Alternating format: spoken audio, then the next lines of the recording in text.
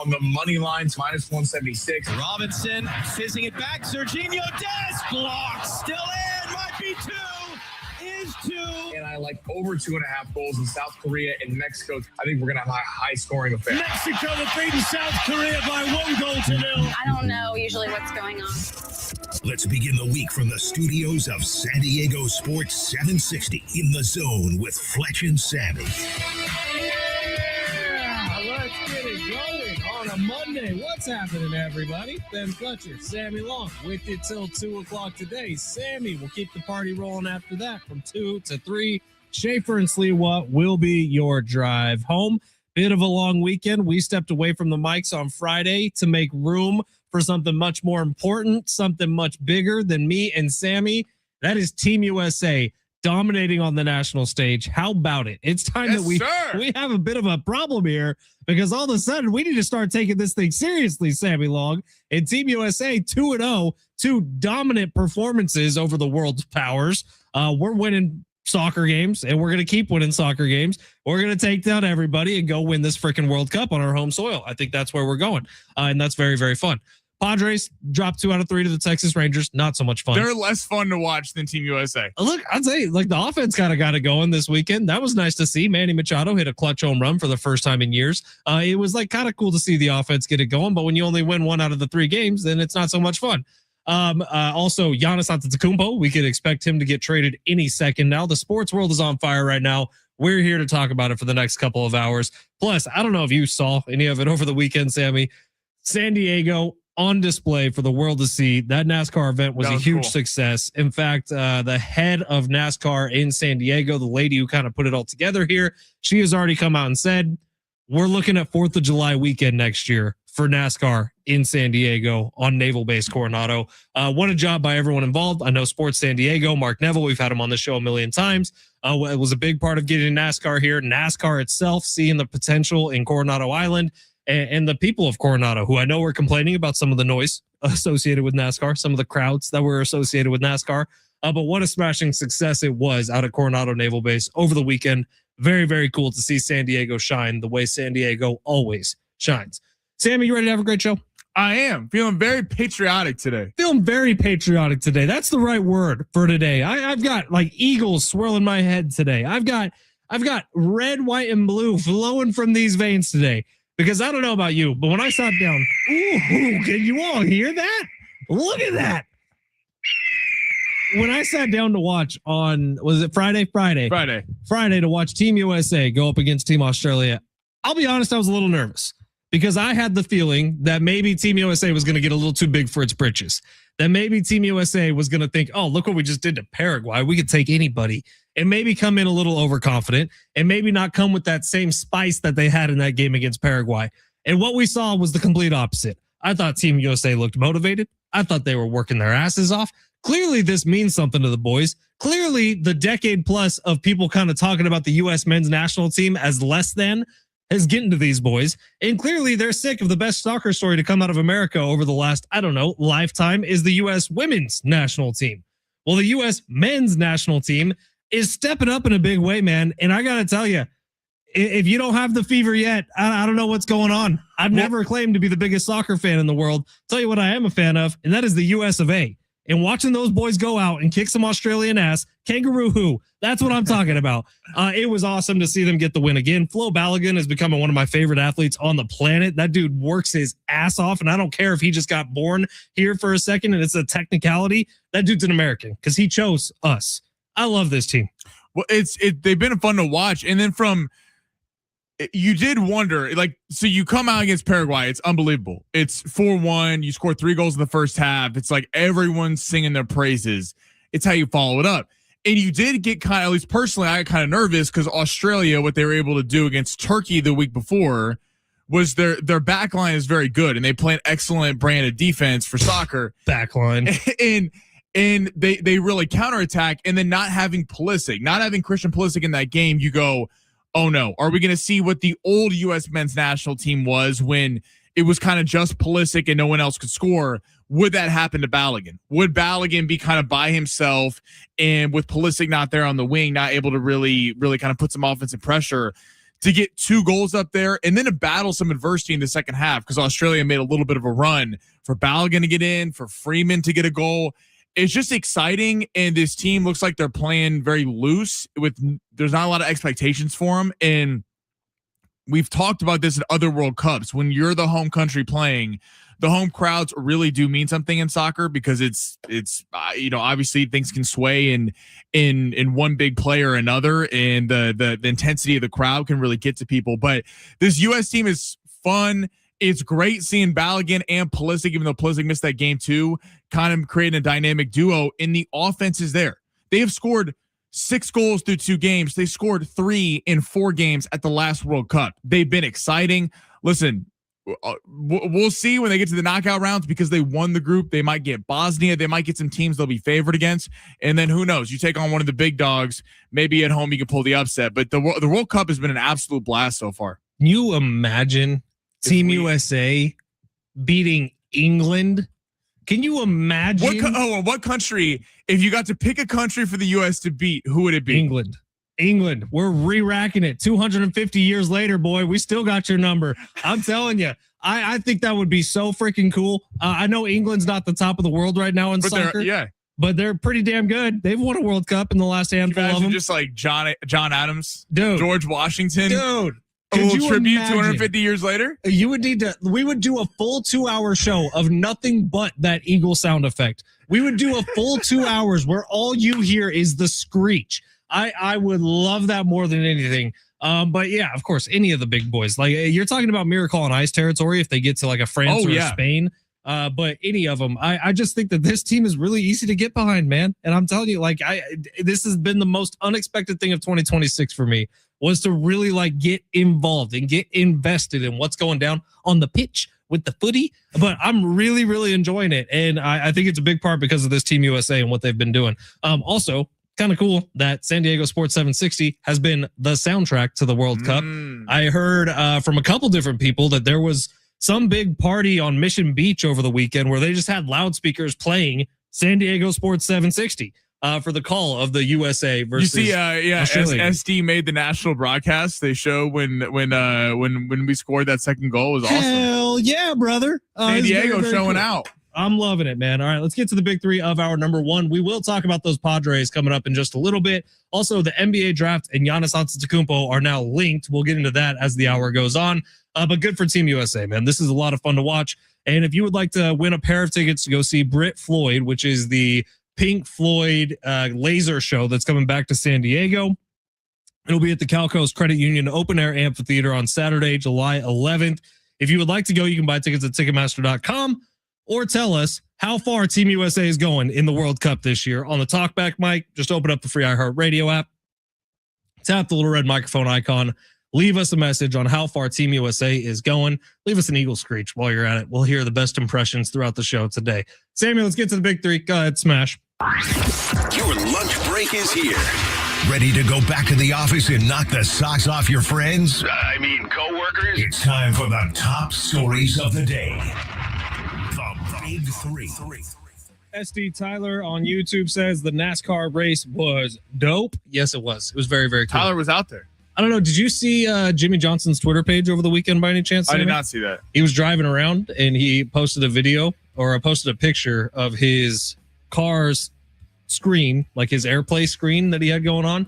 He was like, feels so good to be back home listening to my favorite radio station, 101.5 KGB. Felt like a little bit of a cool moment because we had Jimmy Johnson on KGB the other day. Also played back that interview here on 760. By the way, I have a friend who's a diehard NASCAR fan, and when he found out that Jimmy Johnson was in studio and I didn't invite him down here, he almost killed me. It was pretty cool, man. All right, Sammy, where are we going? Right into golf. Wyndham Clark wins the U.S. Open, had a 6-shot lead heading into Sunday, did give it up to some degree. Sam Burns made a run. Were you more impressed, though, with Wyndham Clark or disappointed in Scotty for not making a charge on Sunday? I was pretty disappointed in Scotty Scheffler. Look, what Wyndham Clark did should not be discounted, though. Notice the golf course looked a little bit different for the first 3 days of the tournament than day 4. The USGA... They made that tough on Sunday. Well, they looked and they were like, wait, we've been bragging about this stat nonstop that only 3 golfers in the history of the U.S. Open at Shinnecock Hills have scored under par. We need to change this in a hurry. And so they had, 15, 16 people under par going into the final day. Tournament ends, 3 people under par for the entire tournament. It's wild. What Wyndham Clark did, and I don't know if you saw, but he was getting booed. He was getting harassed. The whole weekend. People were getting kicked out. People were getting kicked out left and right for screaming F you, and that was coming over the broadcast on TV. Like, it was a borderline problem what was going down. So for him to get through all that adversity and not choke it away at the end, I thought was really, really impressive. But all eyeballs, in my opinion, do need to be on Scotty Scheffler. What are we doing here? You're supposed to be the guy. I will give Wyndham his flowers first, but I am more disappointed in Scotty. Same. Wyndham, I think what was so impressive is that he looked like he was going to sell that. I mean, when he started falling back a little bit, Sam Burns going on absolute tear. Scotty for a second on the first couple holes, even though he bogeyed the first hole, did kind of get it back in the first 5 or 6 holes. You're like, oh, he's going to drop it. With the crowd not supporting him, which was very surprising because he is an American. Like, he might not be the most likable guy, but he also did the year before, was in the mix, and then they wouldn't move his ball. They showed on the broadcast yesterday because it was pouring rain, and then he ended up shanking it, double bogeying. It was also the tournament where I think he's been banned from Oakmont because he destroyed the locker room. And that's why he got mad, because they wouldn't give him a drop because he was like in this hole of mushy mud. Look, Wyndham's kind of a pouty bee, if we're being completely honest. I am surprised how people didn't get behind him because he was an American. Like, I'm surprised at some point when Scotty fell out of it. But look, he deserves a lot of props for in the final 9 holes. He looked like he was about to give it up. Sam Burns was charging, and he got through, faced the adversity, didn't have like a home course vibe. So I give him a lot of credit. But Scotty, this is a chance to get the Grand Slam, and you open the day with a bogey. Then you keep missing big time putts, and it felt like Wyndham Clark on the back 9. Every shot Scotty would do, Wyndham Clark just did it a little bit better. And I was a little disappointed in Scotty that he wasn't able to really close the distance there. Here's what's pretty cool is we talk about the Grand Slam in golf all the time because that's such an elite list. But people who have won 2 majors is kind of a crazy list. And Wyndham Clark has just joined that list, being a multiple major winner. Like Justin Thomas has only ever won 2 majors in his career. John Rahm, 2 majors. Dustin Johnson, 2 majors. Bryson DeChambeau, 2. Bubba Watson, 2. Now, they're both masters for Bubba, so that's a little more impressive. But he's joining a pretty elite list here, Wyndham Clark is. And maybe you're looking at somebody who can go on a tear here. He is someone who just really gets hot for a few days. And that's what happened here. And then he stayed hot enough on day 4 of this tournament to eke out a win. But he really was playing a different golf course all weekend long, it seemed like, for the first 3 days than everybody else. And then the USGA decided we are going to go back to making this hell on earth for these golfers. And that was wild yesterday. All right, let's go to hockey. Actually, massive trade that came down yesterday. Brady Tkachuk, one of the stars of Team USA, was traded to the Florida Panthers to play alongside his brother Matthew Tkachuk. Now, the Panthers missed the playoffs last year despite going to 3 straight Stanley Cup Finals the years before. What does this do for hockey that now you're starting to see Connor McDavid, some rumors, Austin Matthews, all these American not American stars, but stars that are playing up in Canada now possibly coming down to the States to play? What does that do for hockey as a whole? This feels to me, and I could be totally misreading this, like the NHL wanted this to happen so badly. Yeah, they don't want Brady Tkachuk in Ottawa. Right, and they want him playing with his brother. That's a huge storyline, and that's going to be something that gets followed big time next year. So these 2 guys, the first time I had really ever heard of them was the 4 Nations Face-Off, and they were kind of a leading force behind Team USA in the 4 Nations Face-Off. Well, now, or were they even on Team USA? They were on Canada? Yeah, no, they were on Team USA. Team USA. And so now when they're coming back, like these are 2 of the more recognizable names in all of hockey, and you're putting them on the same team together and they're brothers. This is just a huge storyline for the NHL. Good for them. I'm sure the commissioner's office was like, yes, let's make this trade happen. It is. Hockey needs, like we talk about, look at soccer. What soccer's doing that everyone's getting behind Team USA. Everyone got behind Team USA hockey at the Olympics. That was a must-watch game, whether you're a massive hockey fan or you never tune into hockey whatsoever. It's cool to see Matthew Tkachuk and Brady Tkachuk, 2 of Team USA stars, now playing together as brothers on Florida. But you do wonder, like Connor McDavid's up in Edmonton, Austin Matthews, American star, been playing in Toronto.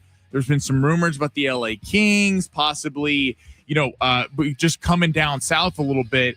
If you get these guys in big markets, the New York Rangers have been in on it a little bit. You wonder if you get some of these stars actually stateside, even though they're playing in the same league, if the NHL can really grow, because the NHL does need stars to really draw headlines. Number 3, Padres. Yep. Let's hit it on the other side. Padres lose 2 out of 3 to the Texas Rangers. They are entering their most brutal stretch of the entire season, starting tonight back at Petco Park. We'll fill you in on everything coming up next at San Diego Sports 760 live on the iHeartRadio app.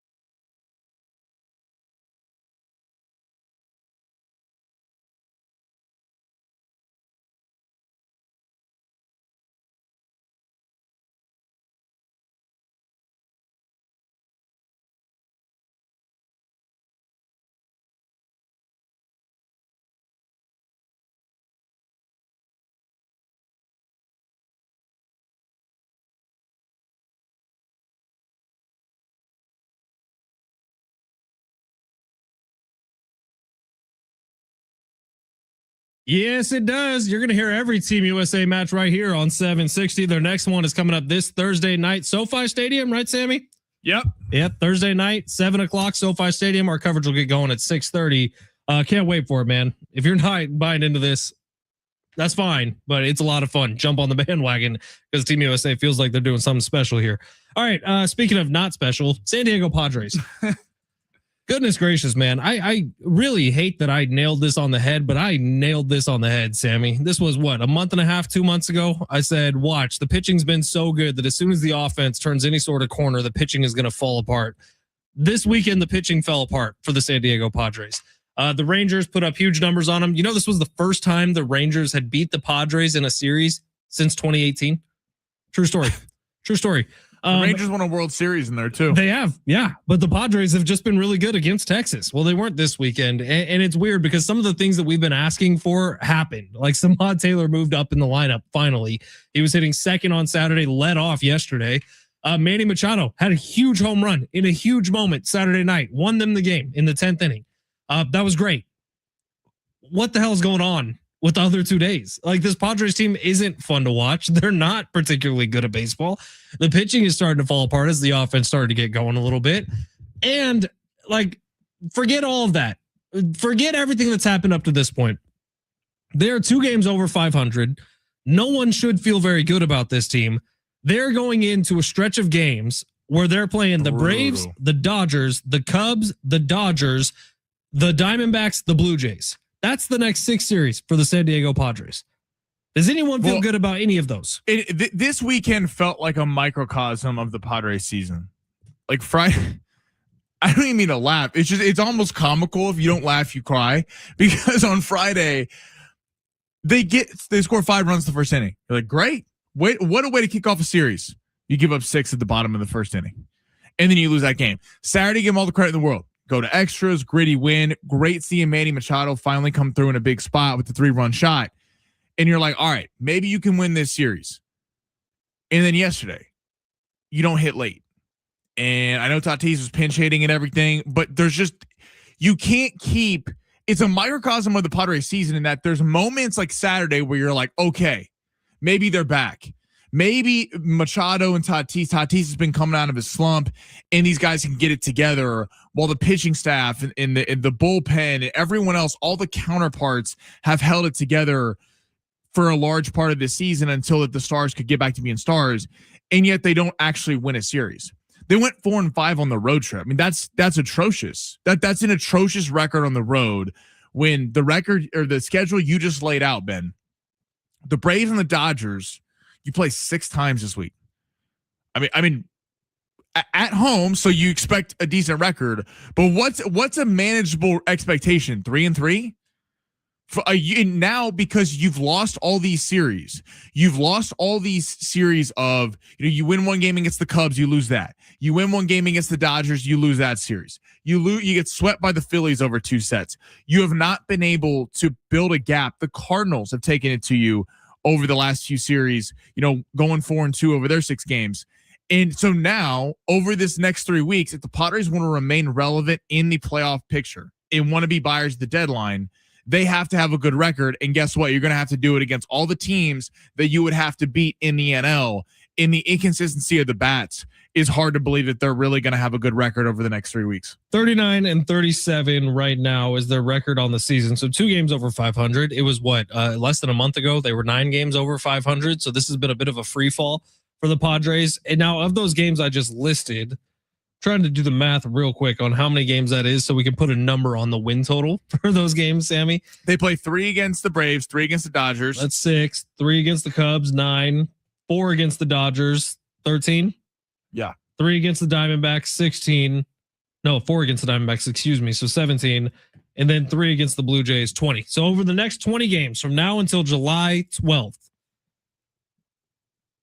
I mean, what's the acceptable number? Is the acceptable number 10? 10 wins? Because that feels pretty gross. So on July 12th, you're also going to be 2 games over 500. And I would say that's acceptable. But what is realistic for the Padres over that stretch? And you look at who's in the wild card because of the fact, and I keep Cardinals are up on him, Phillies are up on him, Cubs are up on him. Right, Diamondbacks right behind him, Nationals right behind him. I think I have that right. You don't have a tiebreaker against any of those teams right now. Now you'll face some of those teams again, but the Cardinals are 4-2 against you. The Phillies swept you 6-0. That's done. The Diamondbacks, you're 1-1 again, so that's a really crucial set of those 4 games. But the Cubs right now, 2-1 against you. You're going to have another series against them. Like, you can't keep dropping series to teams that you're going to need tiebreakers over. And if you are going to keep dropping series, then you're asking this team in July or August to go on a crazy run, on a 17-3 type run over 20 games. And you look at the competition over the next 3 weeks, and it's. I hate to say it, and hopefully they prove me wrong and the bats woke up and the pitching can get back. but there's a very real chance they could be out of this thing by the middle of July. And we're talking about selling off major pieces because they have built themselves zero leeway through the first couple months of the season.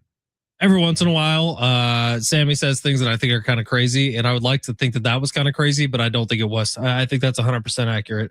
So, man, that kind of sucks for the Padres right now. But Braves and Dodgers, any way you slice it, are the two best teams in baseball. They have the two best records in baseball, and that's going to be. Look, you have my home. Time to make a statement, right? It's now or never. If you're looking at it hopeful, make a statement against the two best teams in baseball. True. And get this Very fan true. base back in and excited. I hope that's the case. I really do. Also, did you see your boy Travis Kelce was out and about in San Diego over the weekend? Mahomes was out here too. He went and saw Chappelle. Was Mahomes with them? Mahomes at the NASCAR race. Oh, Kelce and his brother on the bachelor party were at Dave Chappelle Can you imagine if with a bunch of our listeners. Imagine if a couple goats were listening right now. Imagine. Say it's just an honor. It's an absolute honor to be in the same city as Travis, you're washed. Retire with your billionaire wife. Don't He put is that out on the kinda washed. airwaves. Sammy is like the biggest Chiefs fan ever, and I've heard him say before the Chiefs will be better without Kelce. No, I said cap space is an important thing. We're happy Travis is back. We're very happy Travis. Sure. San Diego Sports 760. You need Let's to worry about your boy Brandon Ayuk.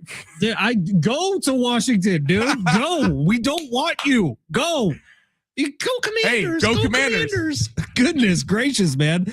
He is tone deaf as hell. I love that big voice guy. CJ put that in the Right, open. but do we all realize if Brandon Ayuk showed up to one organized 49ers anything, they would release him on the spot and he would be free to go wherever Brandon he Ayuk's wants. living his life during the offseason. Go be a Commander. That's fine. If they accept you, which I doubt they will. He wants to catch passes from Jane Daniels. Go. Please. Be gone. John Lynch. San Diego Sports 760. We'll take a quick break here. When we come back, Giannis Antetokounmpo, NBA draft, those two things are combined. We'll talk about it on the other side, live on the iHeartRadio app.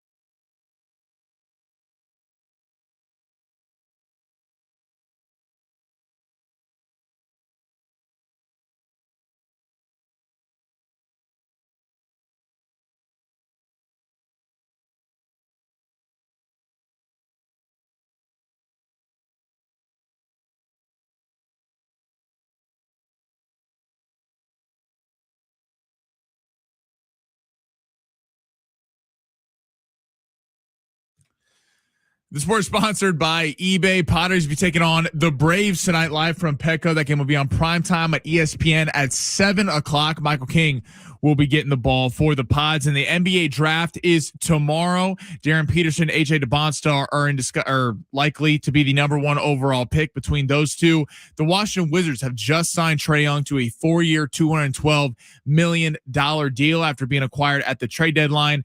And per Shams Charania, Giannis Antetokounmpo will be traded today. The only two teams that he will sign a long-term extension with are the Boston Celtics and the Miami Heat.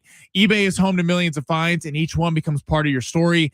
From your favorite vintage band tee to the dream car you've been searching for, or the foul ball you heroically gave away, it's all there on eBay. eBay, things people love.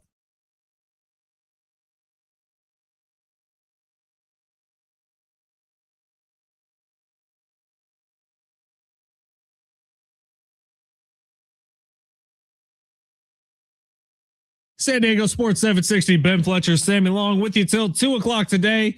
It's funny. We were just talking with one of our guys over at News Radio 600 Kogo and talking about Lionel Messi during this commercial break. Yeah. And it's funny. Like Argentina has scored 5 goals in this World Cup. Lionel Messi has scored 5 goals in this World Cup. He just passed another record today with one of his goals. He's the all-time leading goal scorer for the World Cup. He's incredible. Messi is unreal. But we were talking about it and talking about the Lionel Messi we see play for Inter Miami versus the Lionel Messi who's now playing on the world stage.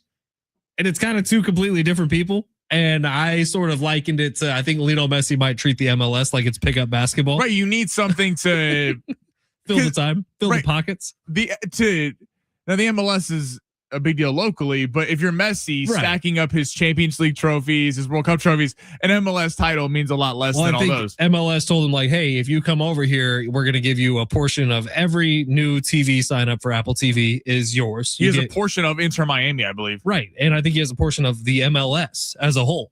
So Lionel Messi was like, yeah, where do I sign to come kick a ball around with you guys? And then we're seeing this dude go back on the world stage and say, I don't care about Erling Haaland or Mbappe, Kylian Mbappe, or whoever you want to talk about. I'm Lionel Messi. This is my tournament. There's a shot that in the quarterfinals, Ronaldo and Messi could meet in Kansas City, and the ticket prices are through the roof. Kansas City's not too thrilled with the World Cup, I don't think. What? Like the town itself is not too thrilled with having the World Cup there. They're like one of the biggest soccer cities in the U.S. in terms of ratings. Check some of their stories. Did you not see him losing it in the Power and Light District the other day? I'm just telling you what I've read. I don't know where you're reading because Kansas City loves soccer. That's good to hear. Good to hear from your angle. I saw a different angle the other day.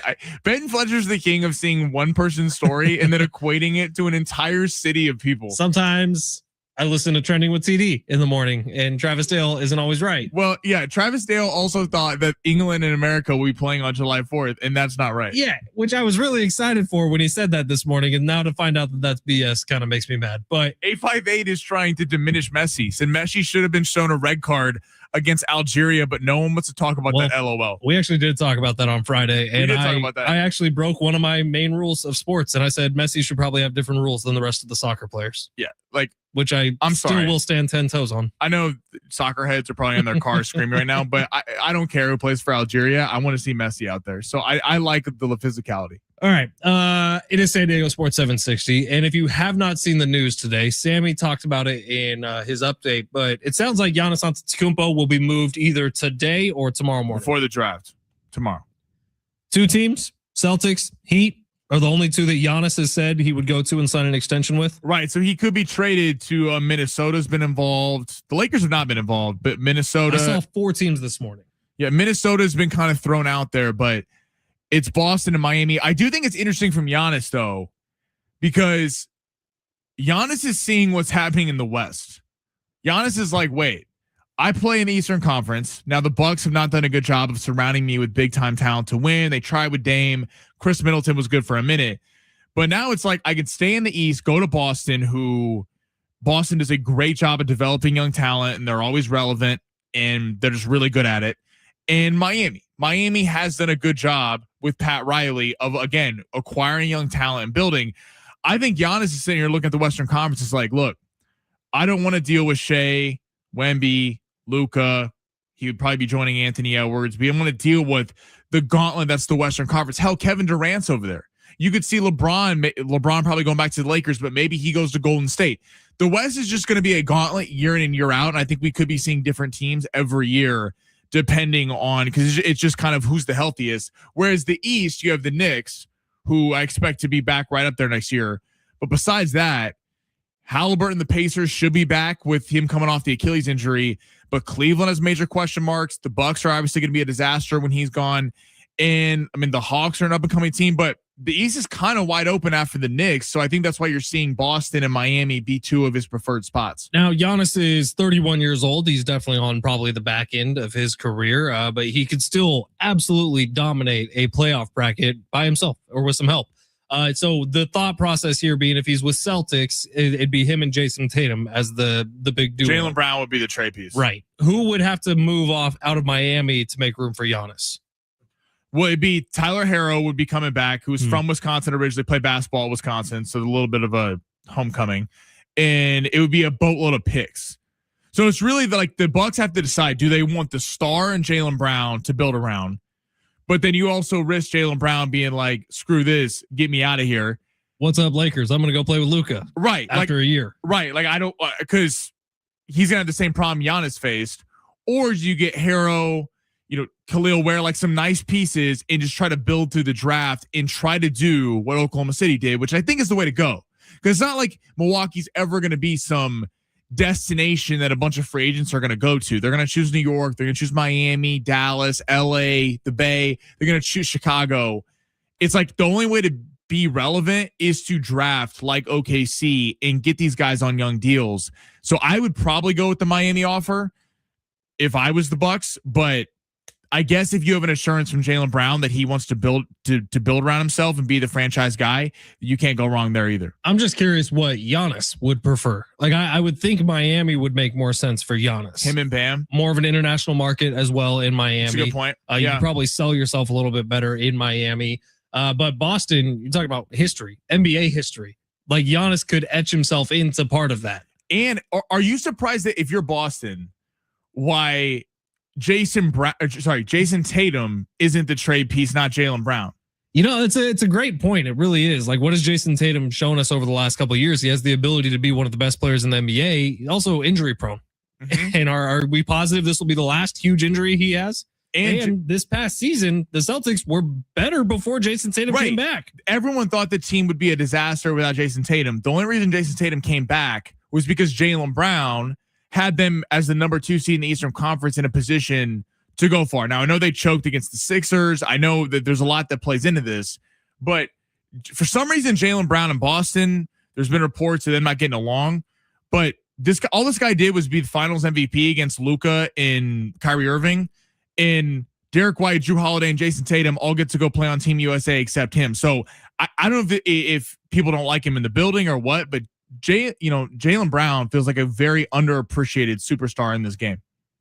I think so too, man. I think so too. This is going to be fun to watch. Now, where are we at with the Bonsta and why am I blanking? Peterson, who's going number 1 overall tomorrow night. This is fascinating. Like this NBA draft, I think is a lot more interesting than a lot of other years. Yeah, we just found out that Peterson actually did go visit other teams. So he was reporting he's only meeting with Washington. As of today, per ESPN, he said that his meeting with the Jazz went well. Went well. There's a lot of smoke and mirrors being thrown up. Who would you take one? If you had a number 1 pick, I would say it's for ceiling. You take Peterson number 1 overall. For safety, you take the Bonsta number 1 overall. Right, Bonsta's just going to be a very good player. He'll be safe. 10. He'll be safe, and you'll have him for a while. He's going to be a good enough piece for you. Maybe come off the bench for a couple years, start for a couple years. Peterson, chance he's generational. He's got the highest upside in the class. I'm with that. Now the stuff at Kansas of I'm not playing with the creatine and I'm sick, and the team weirdly Kansas played better when he wasn't on the floor. Sure. Now his game suits the NBA is more of a one-on-one game than college basketball, so probably suits. But I'm curious if NBA teams go with the upside of a guy like Peterson. I'll tell you, if this was the NFL draft, Peterson would drop quite a bit. Yes. Because of the mental side of things. Yes. But the NBA draft, you can overlook some stuff for talent. And a guy like Cam Boozer, even probably a safer pick than DeBonsta. But Cam Boozer is a steady 18-10, going to be a very good forward in the NBA for a long time. But Boozer also doesn't have the ceiling that a lot Darius Acuff, Wagler, like a lot of these guys in the top 10 have. Tomorrow night's going to be interesting of do NBA teams value just a guy who's going to consistently slot in their lineup, or are you looking for a generational superstar to lead your team? Are you going to go out and risk a lottery pick with that? Will tomorrow's long shots include some draft? Yes. By the way, Really? Because I feel like this is kind of a tough one to handicap. sports books have said, former handicappers have said, the NFL draft and the NBA draft are the most liable sports books ever are, because if you follow it, Right, but this NBA draft?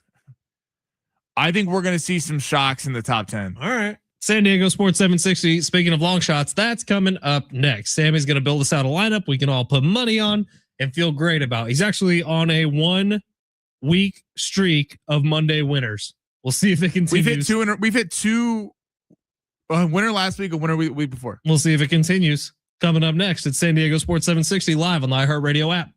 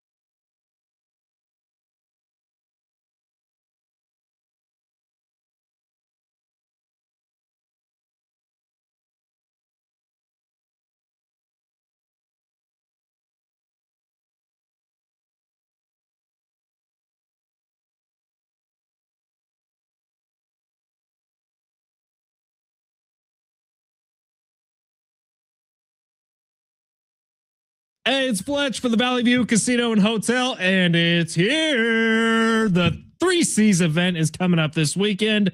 Cash, and more cash this Friday night from 5 to 11 o'clock.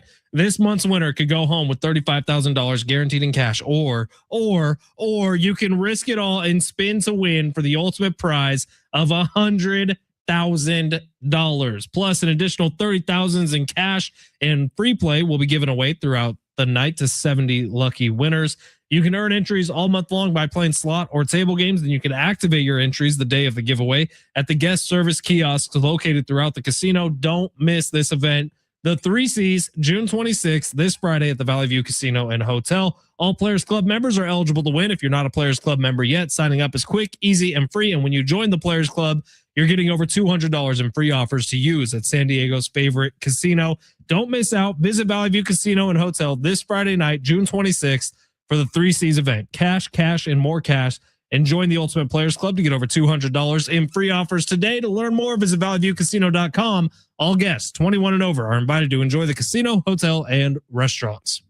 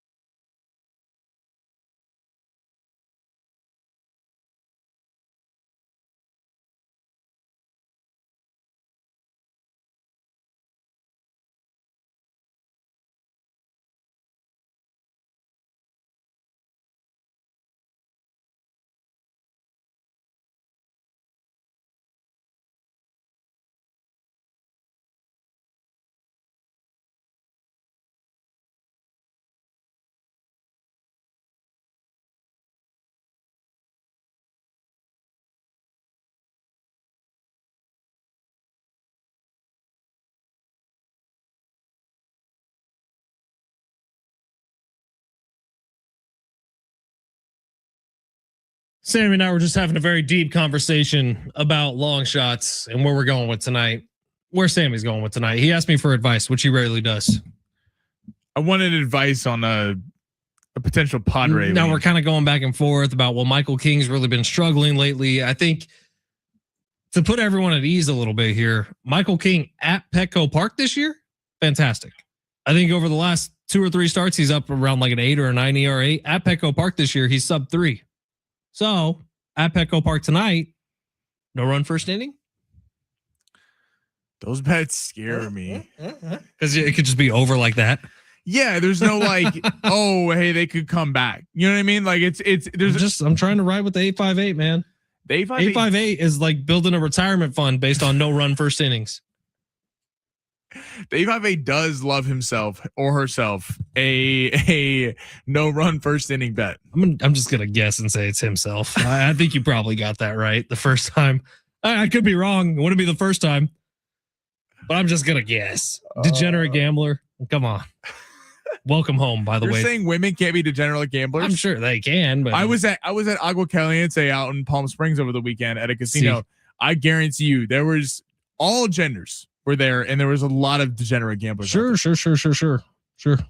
Everyone, 858, come on. What are you? Let us know. I want to hear it. What are you? All right, Sammy, you ready for long shots? You feel good about it? Shots. All right, let's hit it. Go ahead. You looking for some luck? Want to win big? Gotta play big. You are so money, you don't even know it. Time to take a chance Say that me and his man. with long shots. All right. What do we got going today? We got some World Cup. Very excited about some World Cup locks right now. We don't have a whole lot else going on. Some WNBA, perhaps? Yeah, we got some WNBA. We got some Major League Baseball. Major League Baseball at the end of June always gets interesting to bet. But we got the World Cup. Guess what? Next week we'll have Wimbledon. Oh, some soccer and Wimbledon locks? Try us. All Have right. you seen the dude that's putting $100 on every World Cup game to tie? Oh, he's doing the March Madness thing where he bet the unders. So that guy went to Vegas. And That guy put money on the upset for every single game of March Madness. This guy, he's doing $100 on every game in the World Cup to tie. Is he having success? He was up $3,000 going into today's games, which obviously Argentina beat whoever they were playing against 2-0. And France is going to win by a lot. But I think the biggest windfall for him was he got paid out $1,300 on the Cape Verde France game or Cape Verde Spain game. How about Cape Verde, by the way, tying again? How about him? Cape Verde. And they were down. The They were Cinderellas losing of this 2-1. tournament. But yeah, $100 on every game in the World Cup to draw, and he's up $3,000. That's what dreams are fantastic. made of, man. Man, we need that kind of bankroll. We're going to get it tonight with long shots. All right, Norway, Senegal. I'm very excited for this game tonight. All right, Senegal, very talented team. Sadio Mane is a very good attacker for them. We get to see Erling Haaland again. So Norway had a big win, 4-1 in their last match. Senegal lost 3-1 to France. Senegal played France pretty well in that first half. People kind of forget because Mbappe had some crazy goals in that second half, but Mbappe actually had 0 shots on goal in that first half. And then he just opened up in the second because France's attack was so talented. If we're not hammering Norway money line, I don't know what we're doing. Erling Haaland, baby. We're riding with the boy. Let's Erling go. Haaland plus 130. Give us the Norwegians on the money line. This guy, Erling Haaland, has 57 goals That's up. in 51 international matches. Man. Now he doesn't have as much around him as France does, but I do think Norway is going to, Mbappe was really able to get after that Senegal back line. I'm not trusting the over under here because I do think that, Mane could squeak one across for Senegal, but I like Norway plus 130. I think they get it done. This Norway team has had a crazy fan base also that's traveled out with them. I think the Norwegians get it done today and are advancing in the group. We have an answer from the 858.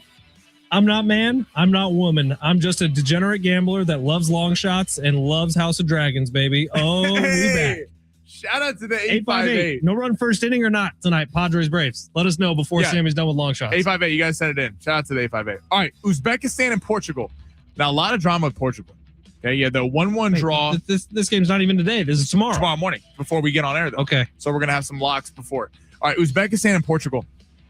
Portugal has a lot of drama around it. Now, we just saw Messi, 5 goals, all the goals for Argentina so far. Ronaldo had more pressure than anyone coming into this World Cup. He's 41 years old. This is going to be his last World Cup.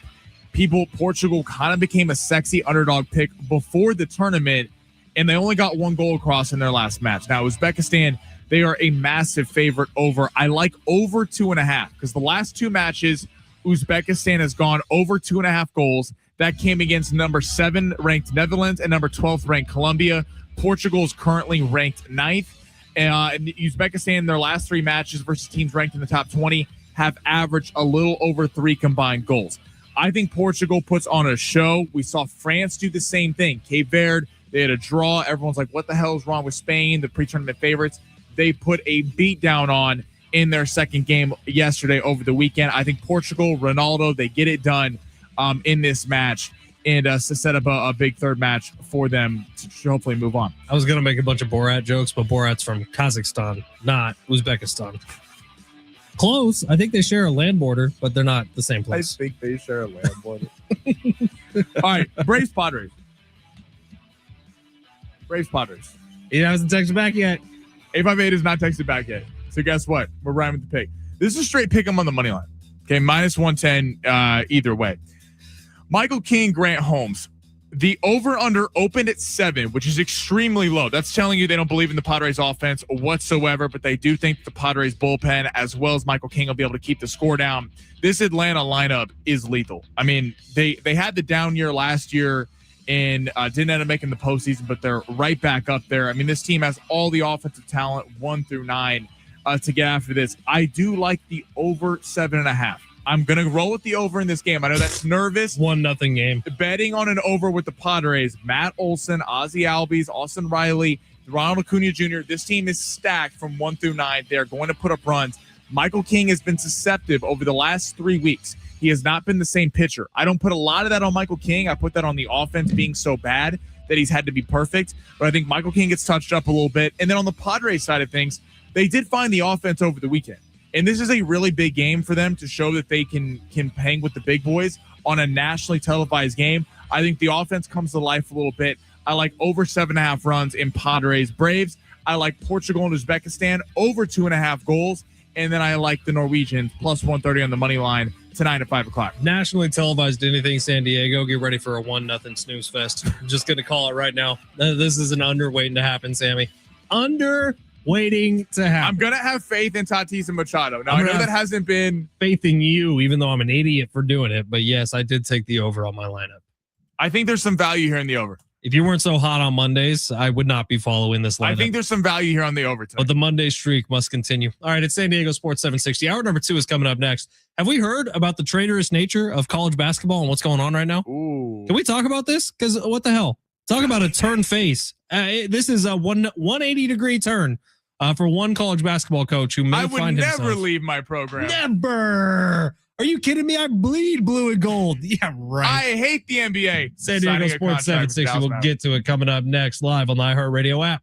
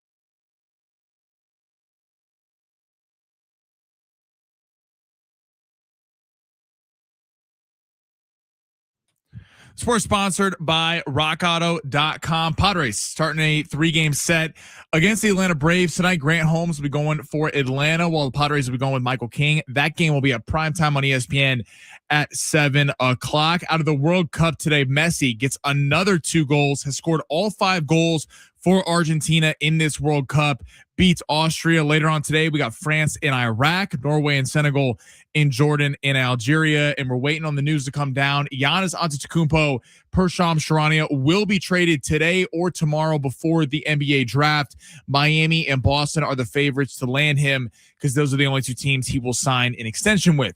A bent tie rod can quickly bring a drive to a halt. For the parts needed to get back on the road, visit rockauto.com. Find a wide selection of quality parts at reliably low prices delivered right to your door. All the parts your car will ever need, Rock Auto.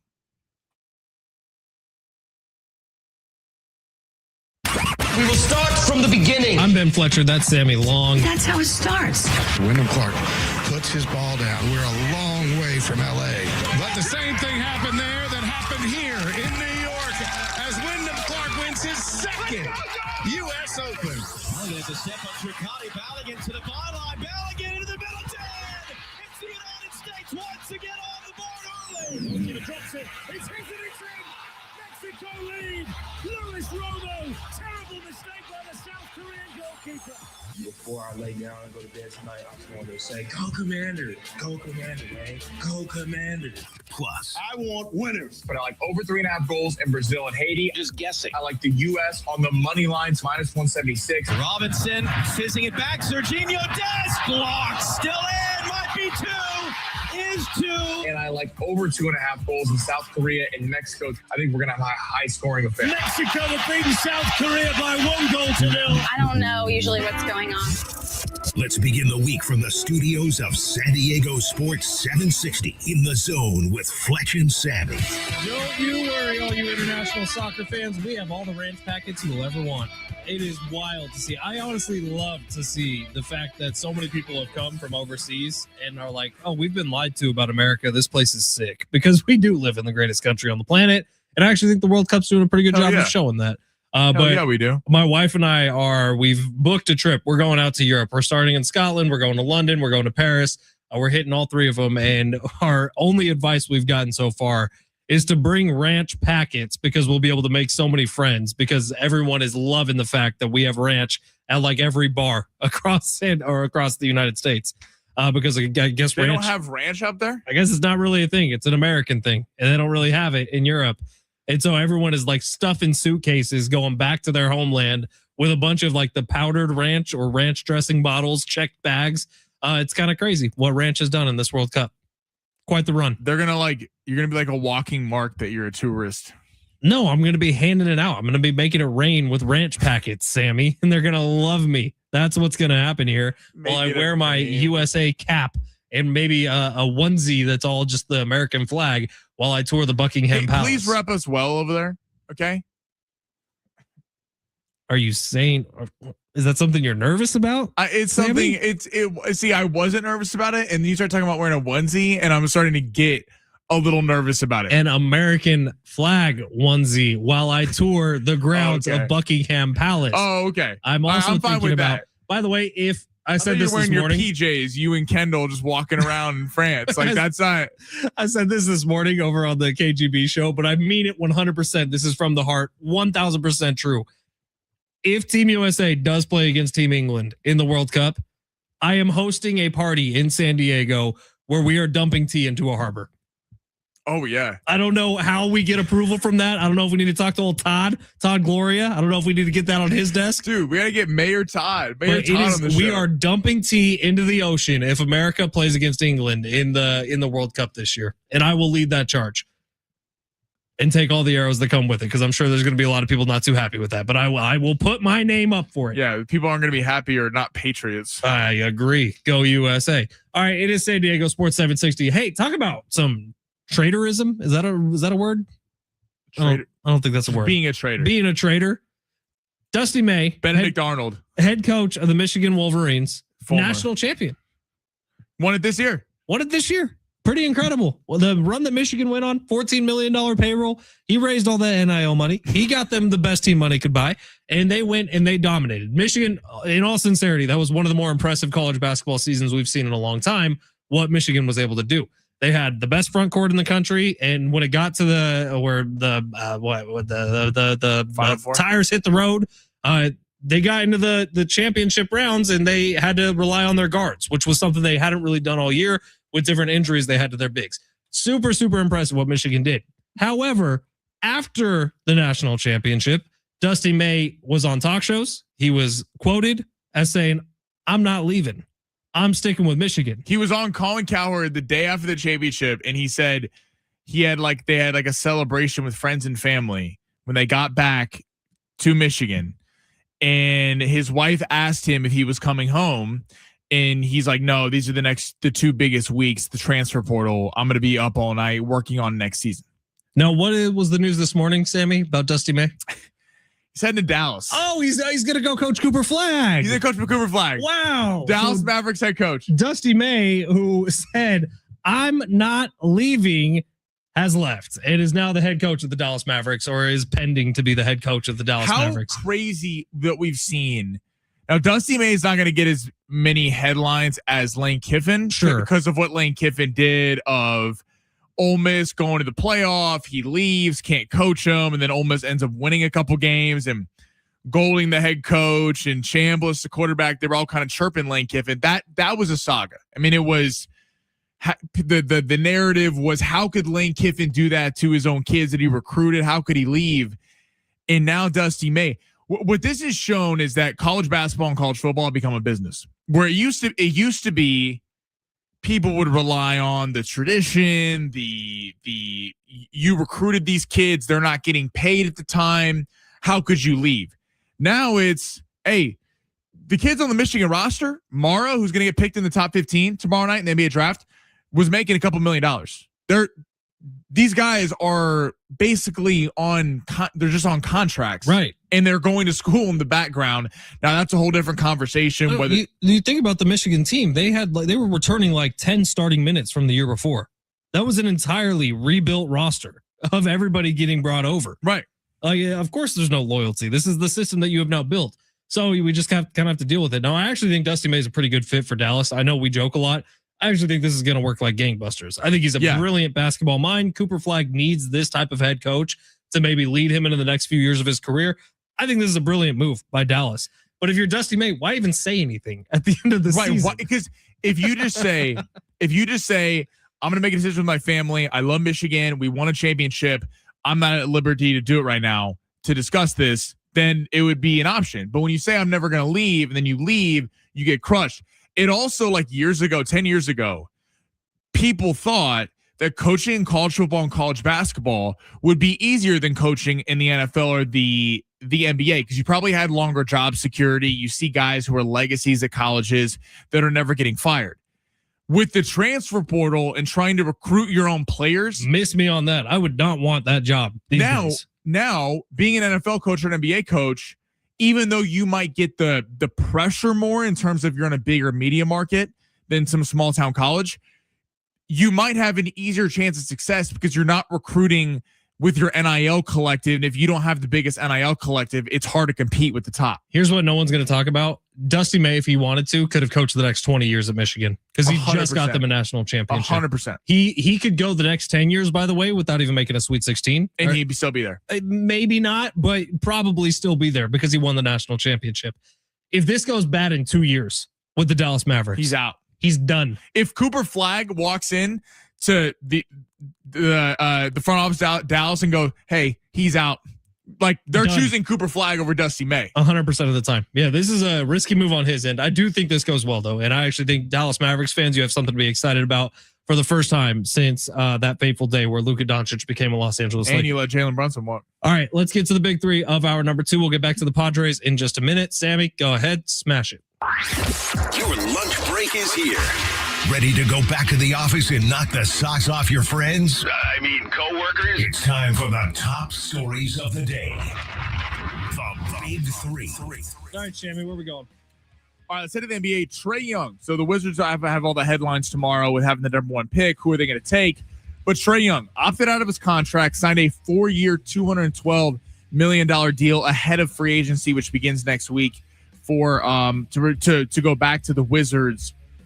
Do you like this move for both sides? And B, do you feel like Trae Young is an extremely underappreciated superstar or an overrated superstar? I think that he had a real opportunity a couple of years ago, back when the Madison Square Garden was calling him the biggest villain to ever step in this place, when he was ice cold. Trae Young was hitting big time shot after big time shot, to where he's kind of disappeared over the last couple of years. And I don't know that it's completely Trae Young's fault. I will say there's been guys around him that have really stepped up. Anthony Edwards has taken over a lot. You got Jalen Brunson now, who's the biggest star in the league as of the last couple of weeks. Victor Wembanyama, the 7'4" freak from France, who's sort of taken over. So Trae Young had his star burn really, really bright in a year where the NBA was in a little bit of a drought, and they were still waiting to see where to go on to from the Steph and LeBron era. Now that we're kind of out of that and starting to feel comfortable with this new batch of superstars, Trae Young is going to have to force his way back into that conversation. Washington ain't the place to do it unless you make them relevant. Well, that's the other piece. So off the jump, I think you're going to an organization that has had terrible management and has not been relevant for decades. The only time they were kind of relevant was John Wall and Bradley Beal, and they topped out losing in the second round.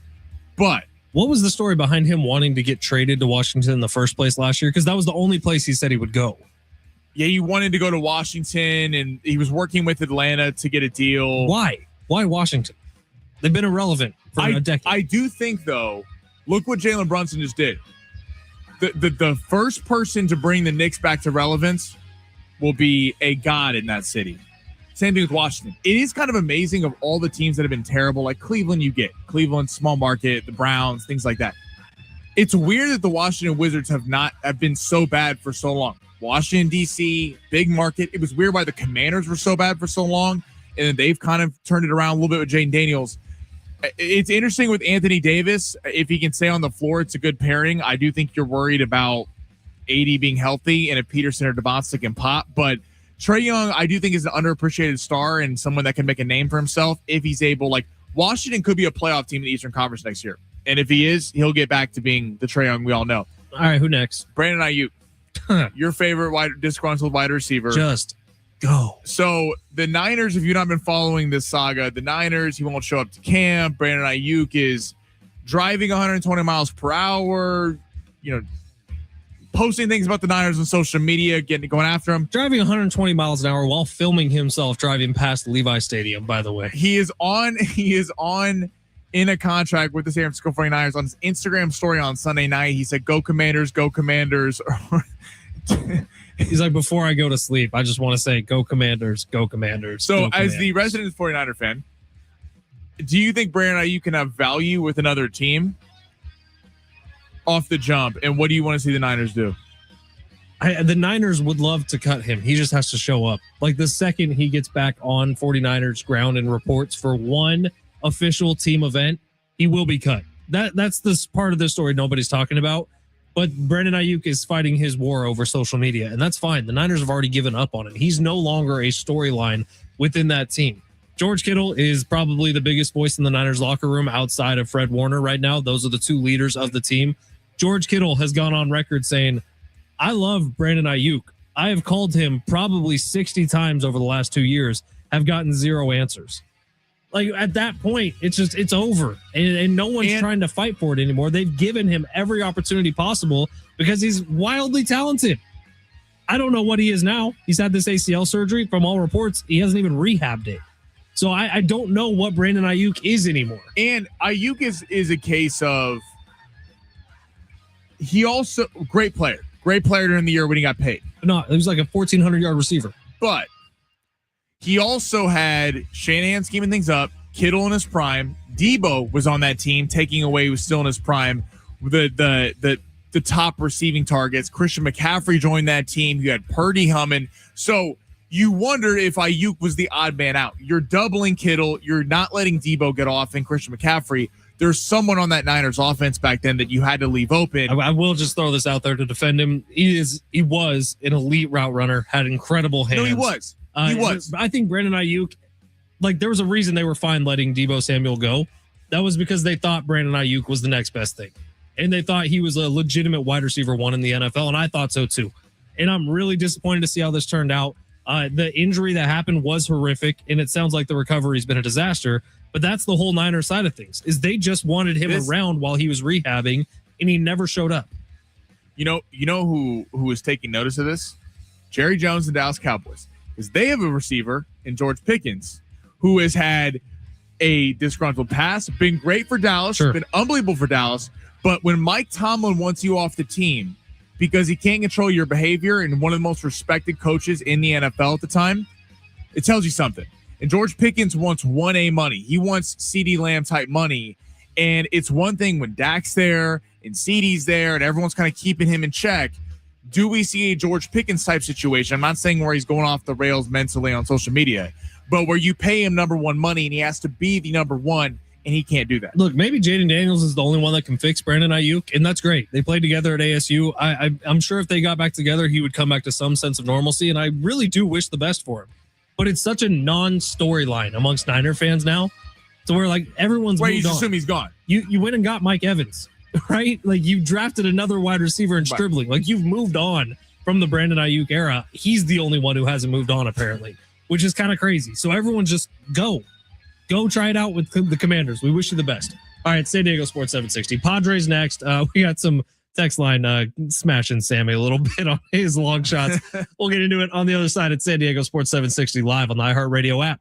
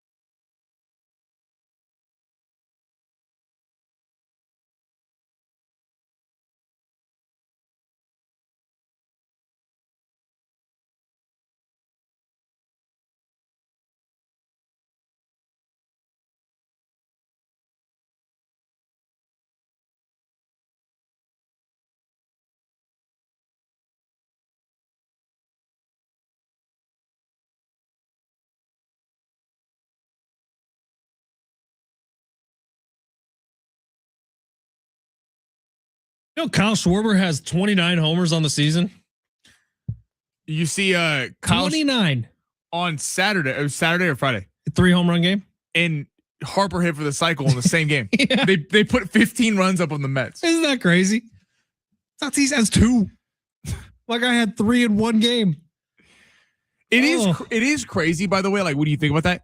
That there hasn't been one game. Like, of all the games they play this year, they play every night, essentially. One game where there hasn't been a 3-run pop off. 2, like, just connecting on one night. Now, I give Tatis credit because he's been getting better. Well, they had the one game where Xander, Tatis, and Machado all homered in the same game. Yeah. It was like the second time it's ever happened. It's 29 homers. Kyle Schwarber, dude. Frustrating, dude. Crazy. He's like 33 also. Could have signed him. What would have been? Could have signed Harper, actually.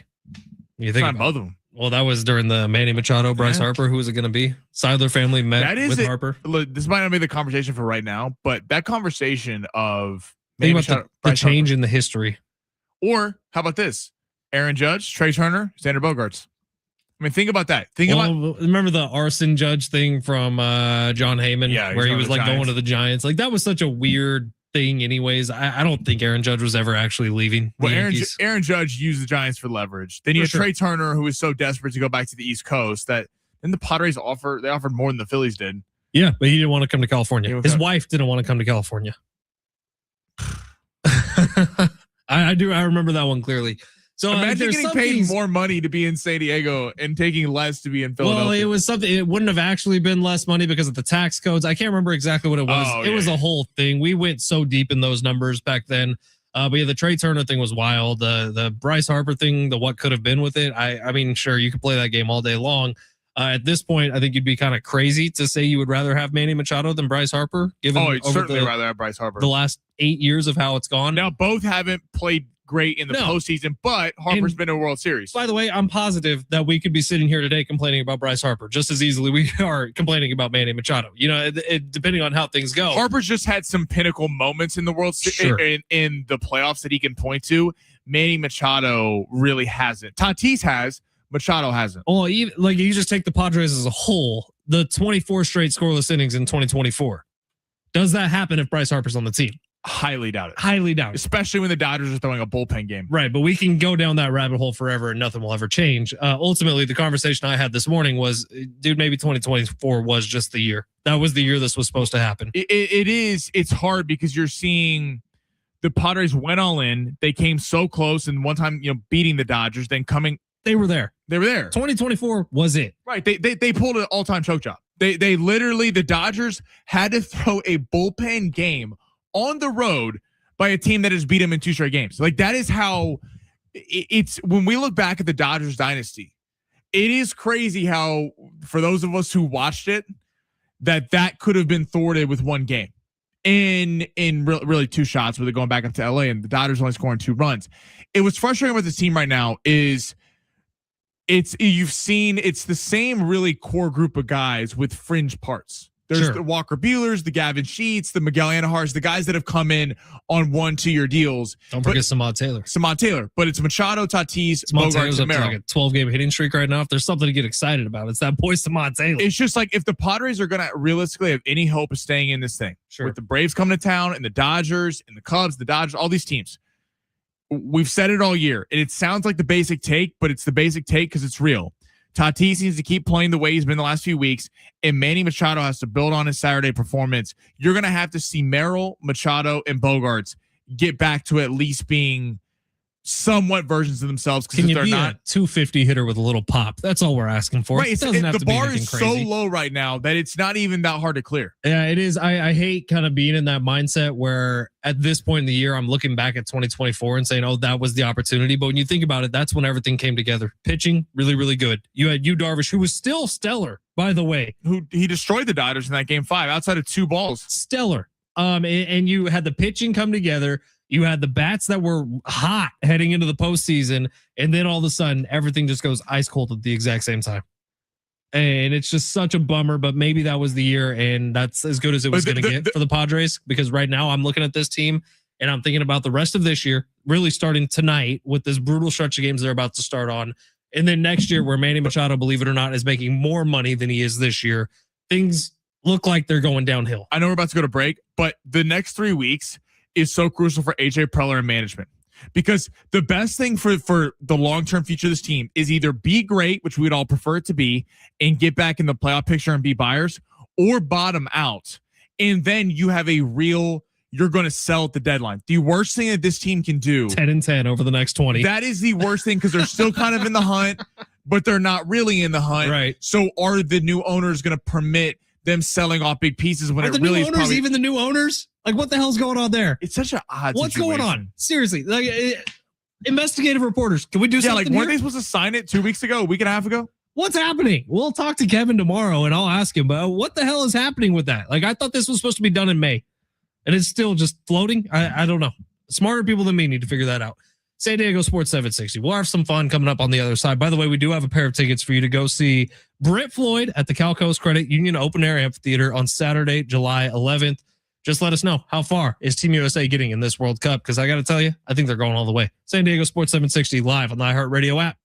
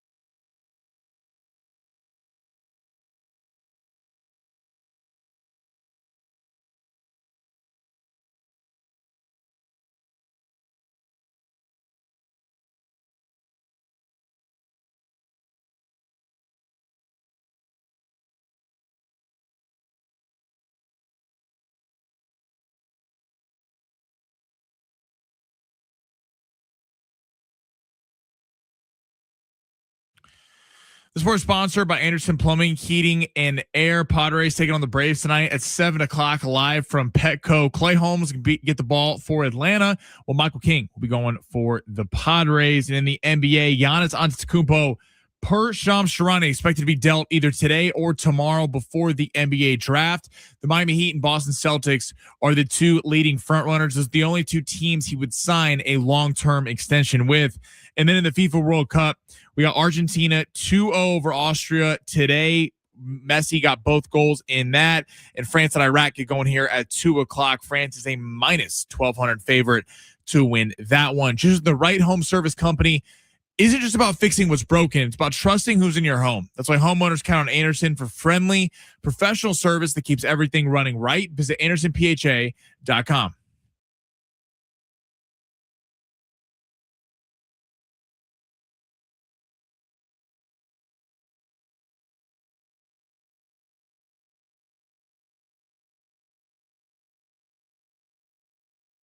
San Diego Sports 760. Ben Fletcher, Sammy Long with you till 2 o'clock. Sammy will take it over after that.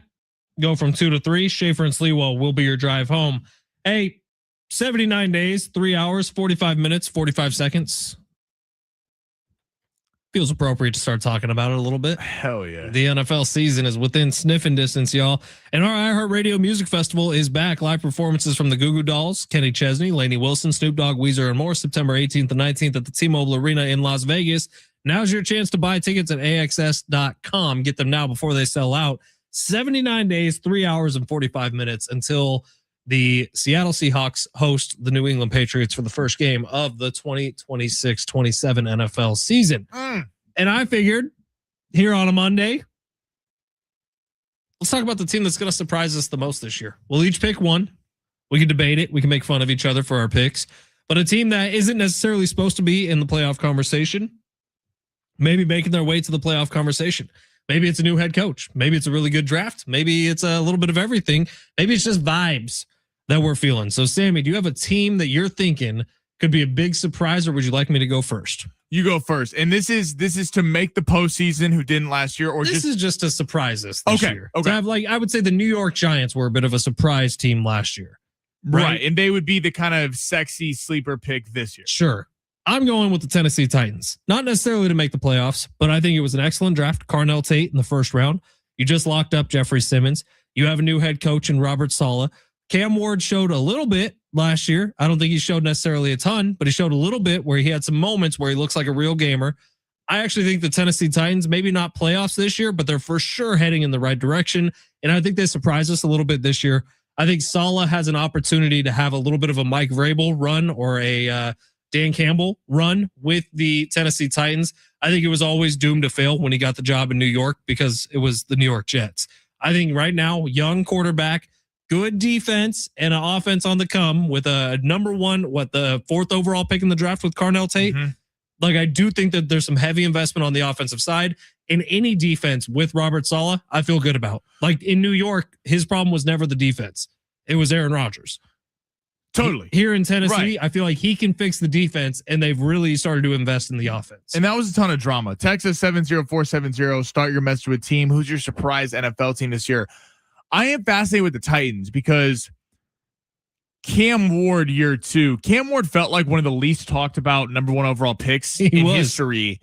And he was decent. Like down the stretch, I mean, yeah, he played some teams like the Chiefs were trying to lose and were resting everybody. Some teams were, the Titans were still trying to win because they were trying to get some confidence, but he looked good that last month of the season. And look what we saw about Bryce Young. Not that Bryce Young is some star player now, but he's a decent to good quarterback in the league today. So he's worked himself into a franchise quarterback position. The first year, because they traded DJ Moore to the Bears to get that number 1 overall pick, he had no one to throw to.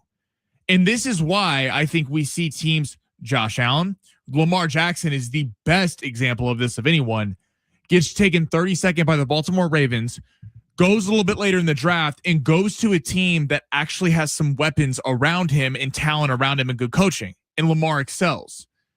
Whereas Cam Ward had a similar situation to Bryce Young, where he goes to the number 1 overall team, terrible team, no weapons to throw to. And now you got Salah in there. I'm with you on the defense. They just locked up Jeffrey Simmons on a 4-year deal, their star defensive tackle. And we'll see if he can kind of take that big time jump with Carnell Tate. I like that one. I'm going to go. So I've been on. Also, you know who might be the starting tight end for the Tennessee Titans this year? Who? Aztec for life, Daniel Bellinger. That's right. Could be. I know they drafted a guy last year, like the 4th round, Gunnar Helm. I think that's his name. But Daniel Bellinger will have a shot at the starting job. We'll have to get him back on the show. Would love to do it. Hell Sammy, yeah. where are we going? I'm gonna go. So I've been on Dallas. I've talked about that a lot. I think Dallas is gonna take a big step forward. I think the fact that they had the defense that they acquire with Quinnen Williams. I love what they did in the draft. Malachi Lawrence, Caleb Downs on defense. They went young. And fixed that defense. And I think the offense will be there. But since I've talked about Dallas a lot, I'll go with a different team. Minnesota. And I think it's a little bit because of the division. I think Green Bay is going to take a massive step back this year. You have Jordan Love, who, interesting spot. Green Bay has kind of evaded a lot of criticism. Now, Green Bay, who knows if Michael Parsons is there, doesn't get hurt in that Denver Bronco game at the end of the year. They were, at one point during the season last year, the Super Bowl favorites. I mean, that team was stacked after the way they started. But Josh Jacobs dealing with some domestic abuse incident. He might not be allegedly. Allegedly. You didn't say that for Rashee Rice. They and then like I want Josh Jacobs fan. I'm just saying I think there's a lot to play out here. Oh yeah, but he might not be there for a certain amount of time. Rashee Rice was convicted and went to jail. A little different. They just smoked a little weed. They and I think like the receiver group is a question. So I think Green Bay's taking a step back. They have been the 7th seed in the NFL playoffs each of the last 3 seasons. I don't like what I'm seeing from them. I've been if you've listened to the show for the last couple of years, I've been a massive Caleb Williams and Bears supporter. I do have to admit they benefited from a very easy schedule through the first 11 weeks of the season. They're going to be playing a much tougher schedule this year, and I do think that record-wise they will fall back to an extent. I think they're still going to be a very good team. I think Caleb's going to be fantastic, but I don't think they're going to have the same success that they had last year, at least regular season-wise. And the Lions are interesting, because we're kind of just assuming that the Lions are going to jump back up there because you have all the talent, Gibbs, Goff, St. Brown, Jameson Williams. Lions were terrible last year. And what's the one thing that's continuity or continuitous, whatever it is? Aaron Glenn gone on defense and Ben Johnson gone as the offensive coordinator. And now we're starting to see, can Dan Campbell actually coach a team and have the offense they were? So that leaves the Minnesota Vikings. I think Minnesota with Kevin O'Connell and Kyler Murray was a guy who's been totally written off, a la Sam Darnold, a la Baker Mayfield, all these guys. You have Justin Jefferson. You have Jordan Addison. Brian Flores mans the defense. That defense was fantastic last year. I think the Vikings are a surprise team that could have a pretty good record this year. I think so too. I think Kyler Murray is such a good fit with that team. I think Kevin O'Connell's an excellent head coach. I think JJ McCarthy hamstrung them a ton last year. I really do. And I think this year they have a bit of a breakout season. I could actually see them winning the division, which is kind of crazy to think about. I think so too. But I agree with you that the Bears probably a little overvalued at this point. Green Bay is heading for a bit of a disaster, maybe a head coaching change at the end of this season. And then you think about the Lions and what is Dan Campbell? I think we learned that this year. And is he on the hot seat come the end of the season if it's a similar thing to last season? I think so, totally. I think so. Because are they, to relate this back to the Padres, are the Lions and the Padres right now are very similar. They've had stacked they've had stacked rosters, okay? Lots of expectations. The first year they broke through against your Niners, they won a couple playoff games and they lost to your Niners in the NFC Championship game. Everyone gave them a pass. Yeah, why'd you have to say through your Niners in the first place? The Niners won that game. No, I meant to say the Niners won the game, but they got close. It felt a lot like the Padres in 2022, beating the Dodgers, and everyone kind of expected, well, this team is going to start a run. This was the first of many years. We're going to give them a pass. Missed the playoffs. The next year for the Lions, what do? They flame out in the first round against Jaden Daniels of the Washington Commanders. And then all of a sudden it's felt like this core group of guys with Machado, Tatis, Merrill, Bogarts, all these guys. In the Lions case, it's Goff and Amon-Ra St. Brown, Jameson Williams, and Jahmyr Gibbs. All these core group of guys that we're just assuming when they kind of burst on the scene 4 or 5 years ago would break through at some point, and yet they haven't. 858 says, you guys better not sleep on the Saints this year. Who Dat Nation about to your favorite team. Saints fan. I am probably going to be sleeping on the Saints this year. I apologize. Until proven otherwise, I Marcos. will be asleep on the New Orleans Saints. 858. Listen, I will give you this. Your Saints, the division is so wide open. What's their win total at? You have Baker and the Bucks. They can take a step back. You have Carolina, who's totally up in the air, and then the Falcons. Who's the quarterback? Is it Penix? Is it Tua? What's going on there? Sounds like Tua. If you read anything lately, kind of crazy.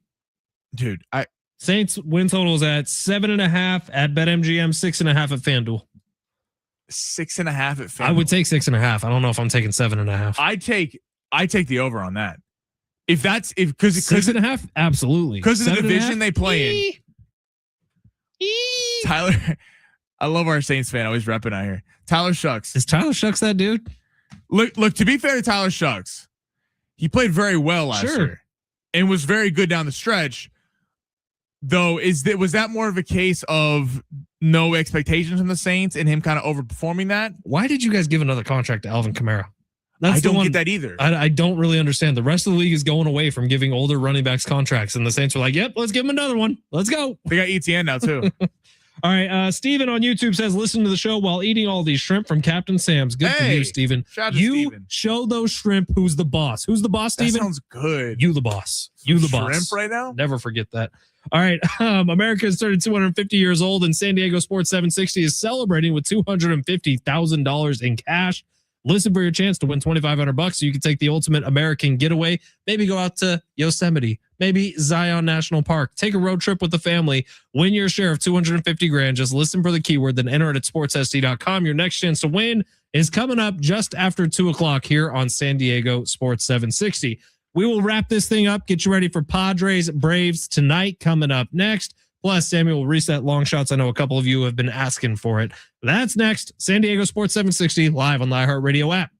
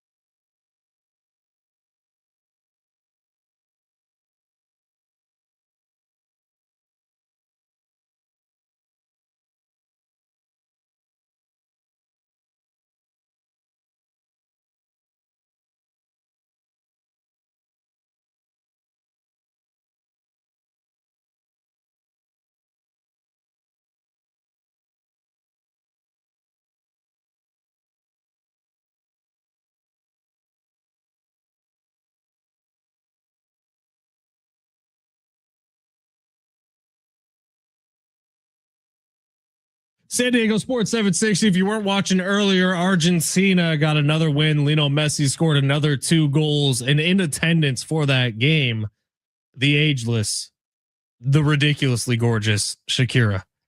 Can you imagine? Shout out to Shakira. She's 55. She's in her 50s. Beautiful woman. Unreal.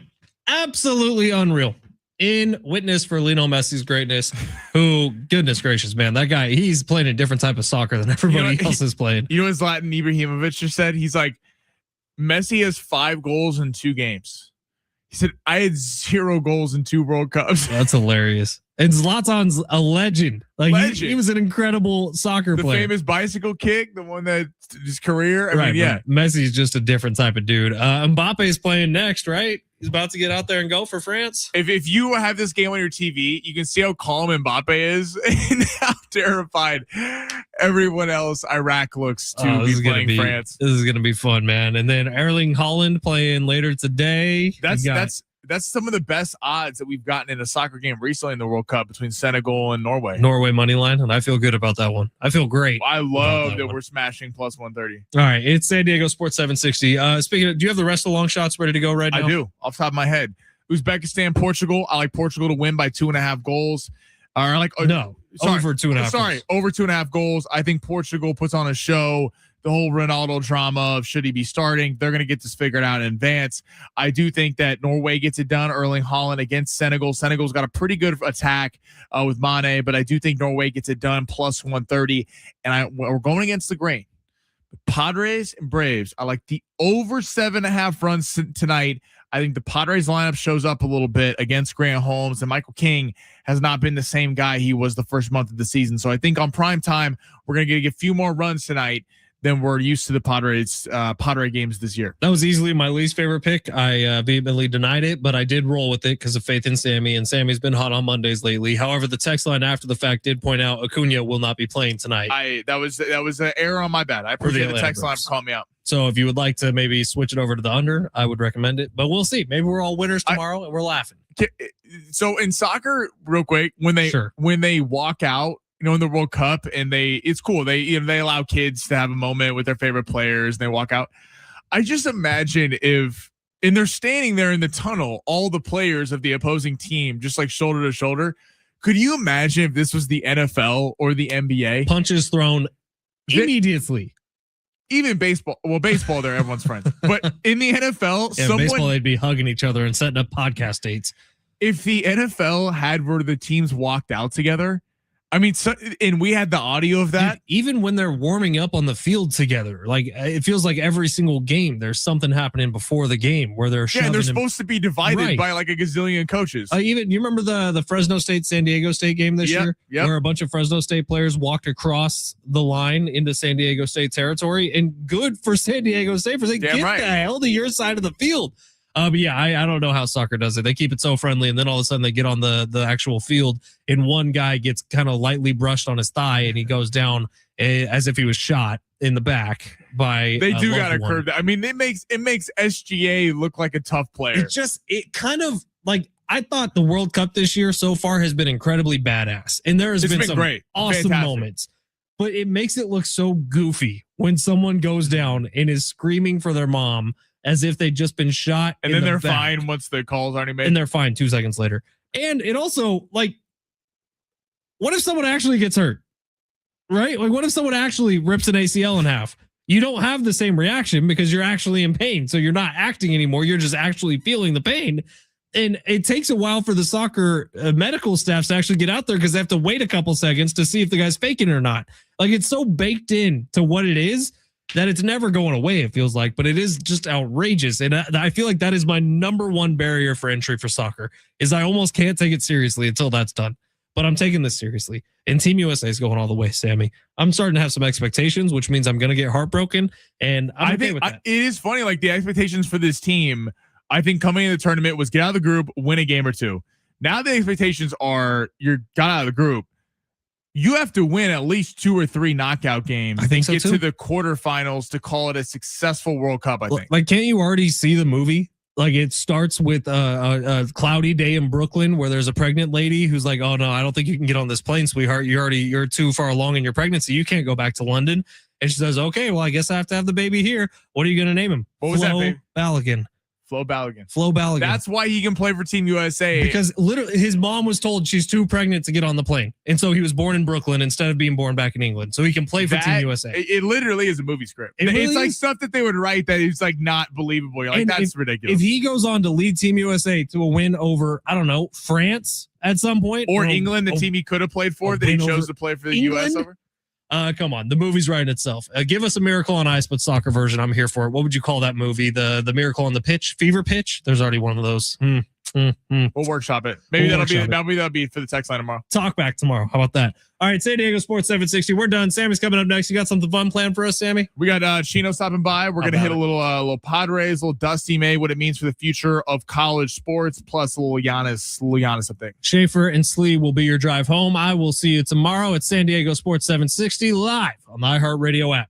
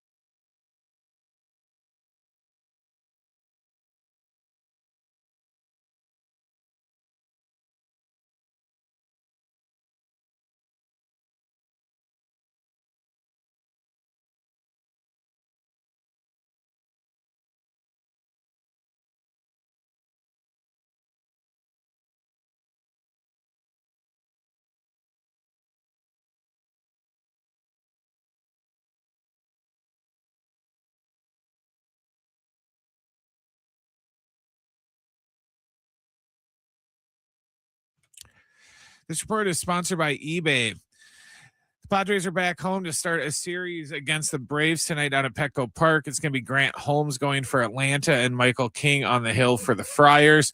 First pitch tonight is at 7:10 because they're on ESPN. We got one World Cup final from today. Argentina beat Austria 2-0.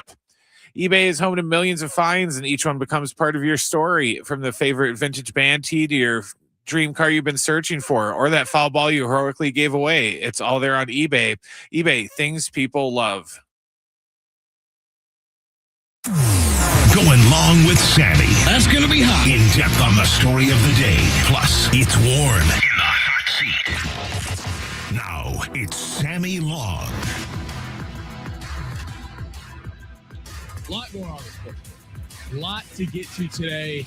Thank you for joining us today. And Chino Iglesias for his normal Monday appointment. We'll be swinging by at 2:30. He's excited to get to talk to Chino about everything.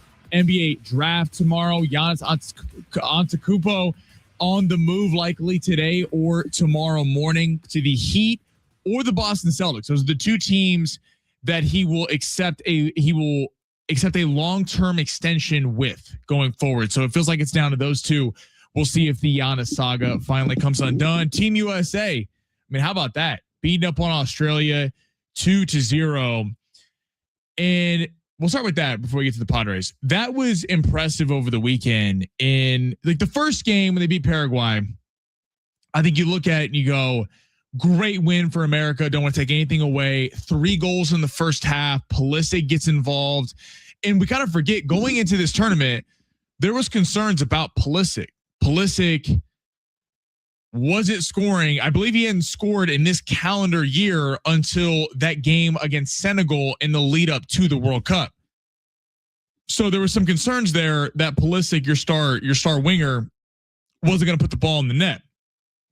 And then in that first game, he comes out, gets the assist, and then Balogun's the star, right? Two goals. It's unbelievable his story of how he decided to play for Team USA. He was born in Brooklyn, grew up in England, but because his mom was too pregnant in Brooklyn, they wouldn't let her on a flight back to Britain.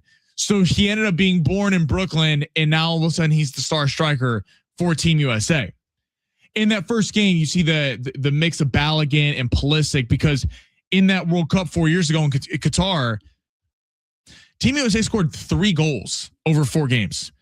They scored 3 in the first half against Paraguay, and then 4 total on night 1. And it was a great day. It was a great day for the World Cup. It brought a lot of excitement, I think, to the tournament as a whole, at least personally. I always get excited for the World Cup, but it's been a lot more fun this year because you feel like the U.S. can actually do something, or at least win a couple knockout rounds. And then you go to game 2. Pulisic doesn't play because he's hurt. Australia, by the way, very talented defensive team. Now, they beat up on Turkey in their first matchup, which was a massive upset for them. They won 2-0. And they really scored off counterattacks. That's why, because Turkey was kind of packed in, or Australia was packed in, and then they got the ball out, were able to score. This is a big test for America, because with not having Pulisic, were you going to see the same thing that we had seen in previous World Cups with Pulisic, where it's Pulisic by himself and no one else to help with the scoring? So the Americans, our attack was awful. And now with Balogun, they make a little bit of a dynamic duo, because Balogun, we've talked to our World Cup expert, Coleman Clayton, who's been on the show a couple times the last week. Balogun gives them a traditional striker. Pulisic really is a winger. He's really not a striker, but they've had to play him as a striker because they've had nothing else. They've had no one else to really take on that striker role. And Balogun's absolutely showed out. So you're wondering in this game against Australia, can they keep it up? And with no Pulisic against a team that's really good in the defense in Australia, would they be able to do it? Balogun's tremendous, scores that own goal off Australia, was a big reason why they did that. And then Freeman gets the header. And then they had some problems in the second half, and they were able to keep the clean sheet and really put on an excellent performance. Team USA has been an absolute blast to watch so far. And I think our expectations went from get out of the group, don't embarrass yourselves, because the lead up to the World Cup wasn't great for the U.S. outside of those last 2 matches a couple weeks before between Germany, where the America lost 2-1, and then Senegal. where they got to win there. There weren't high expectations. Now I think you made it out of the group. You're the number one seed coming out of the group. You're going to get a favorable matchup in the round of 32. It's going to be against Bosnia or a team that you're much better than. You might be favored for a couple rounds. So I think at least winning 2 knockout round games, getting to the final 8 and the final 4, I think would certainly validate the U.S. as a successful World Cup. And it's just exciting to see. It's exciting to see the team. It's just fun to watch anything American. And then when they're actually scoring and putting some offense on the board, it adds a whole nother dimension, which is why this World Cup's ratings have done really well. The Padres, on the other hand, the Padres have not had been as fun to watch as Team USA, for being 100% honest. This weekend for the Pods it's been a microcosm of the season. And Friday, they score 5 runs in the first inning. I'm sitting there going, wow, okay. Maybe they can take this show on the road a little bit. The offense comes alive. I mean, the Padres have been awful in first innings all year. And then, of course, what happens? They give up 6 in the first inning, and they lose that game. Saturday, give them a lot of credit. Got to give Manny Machado some props. 3-run shot in the 10th inning. Big moment, clutch moment that for most of the time this year, Manny Machado and the team just certainly hasn't come up clutch, and they did in that moment. So Machado deserves a lot of props for Saturday. And then Sunday, you lose that one 4-3. And you can't hit the bullpen. You get to the starter a little bit. Samad Taylor, I give Craig Salmon some credit for trying some things out. Samad Taylor batting leadoff yesterday. I know Tatis was coming off the bench, pinch hitting, or coming off the bench in that game. But so I give Craig Salmon some props for like trying stuff. I mean, you're trying to mix up the lineup, but it feels like a microcosm of the season that they win one game. There's one game the Padres look electric, and that's Saturday. You're like, okay, maybe the Stars are finally waking up. Fernando's been playing better. His OPS is north of 700 now. You got his batting average north of 280. The home runs still aren't there, but he's finally hit 2 this season. And then Machado finally comes through in a big spot. Maybe this is the time where you turn a quarter, and you don't, and you lose the series.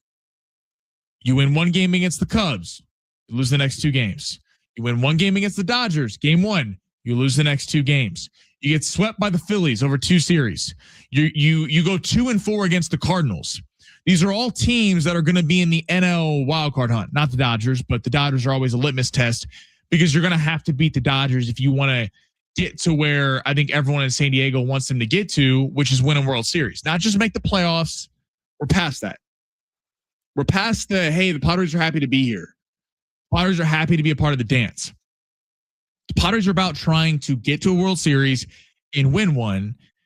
And they're not winning series. And what they've done is they've given back all the leeway they built the first month of the season. The first month of the season when they're winning games improbably and they're winning 2-1 and they're winning, but they don't look very good, but you got to give them props because they're winning. They gave all that back. And now starts the meat of your schedule. This is the schedule that we've been waiting for. We've kind of had circled for months now. Atlanta tonight, one of the best teams in baseball. Dodgers over the weekend, obviously one of the best teams in baseball.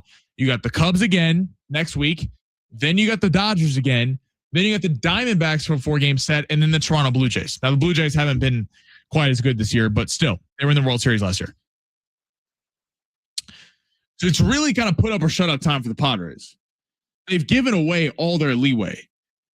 The best thing for this team, and us that watch the team every night, hopefully they're buyers at the deadline. Hopefully they're having success over the next month to where they're not out of it. But the best thing for this Padres team, and chime in on this, 70470, start your message with team or shoot us a call, 877-767-4760, 877-767-4760. The best thing for this team is to either be great the next month or bottom out.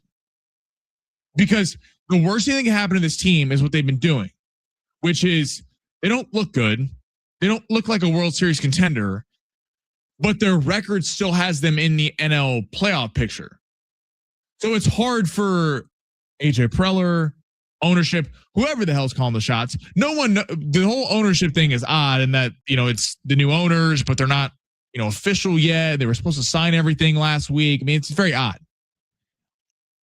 But obviously the Seidlers are going to be asking Kwanzaa Jones and Feliciano for any major decisions on this team. And what I mean by major decisions is if the Padres fall out of this thing, is Mason Miller and Fernando Tatis available for trade? And that's where we're getting to. Because over the next 3 weeks, hopefully we're talking about on July 12th when they play the last game against the Toronto Blue Jays. Hopefully we're talking about this team starting to hit, pulling this team together, and having a good record where they're back in the hunt. And then the conversations pick up whether they're buyers at the deadline. Could you go pursue a Skubal? Could you go pursue some arms? Could you go pursue a bat? But with the way it's been going, it's hard to expect that they're going to have some great record over the next month, if I'm being 100% honest. Like it's hard to believe that they're just going to magically pull it out against some of the best teams in baseball. And again, the worst thing that happens is they go 10-10 over those 20 games because they're still there in it, but they're not really in it because they're not really World Series contenders. The best thing to happen to this team is either they go 15-5 or they go 5-15. Because they go 5-15, then you start, and it sucks for all the fans, for everyone watching the team every night. But in terms of the long-term health of the team, it might be the best thing that ever happened to them. Because if they're still in contention, there's no way they're trading Fernando Tatis or trading Mason Miller or any of these guys. And I know it's shocking to hear those names possibly the reason why a lot of people come to the ballpark every night, possibly on the way out. But if they suck over the next 3 weeks and they're not in contention, you start having the conversation of, have you reached the pinnacle you can with this group? Was the pinnacle of this group beating the Dodgers in 2022 and almost beating them in 2024? And 2024 was the shot and they missed out on it. Hopefully they prove us wrong. Hopefully we're talking about them atop the NL wild card, but it's tough to buy it when they keep losing series against teams that they're going to need tiebreakers against. And then the offense is so putrid, and then the offense finally shows up over the weekend, and then the pitching staff is bad. Now, on the flip side, if they can keep a manageable record, if Nick Pivetta and Joe Musgrove are really coming back, that's a big boost. Those are big adds to this team in whatever capacity they can be, whether out of the pen or whatever. Because Joe Musgrove hasn't pitched in a long time, so who knows if he's going to be ramped up to be a starter by the time he comes back. But it's a weird time for the Padres right now. It really is. They can't mess around. There's no more, they'll make it up at the end of the schedule. You get too far out of this thing and you're asking them to do some unbelievable record in August. We're going to have a lot of different conversations about this team in a month if they have a bad record over the next few weeks. So starts tonight against Atlanta. See if they can get it done against Grant Holmes and one of the best offenses in the NL.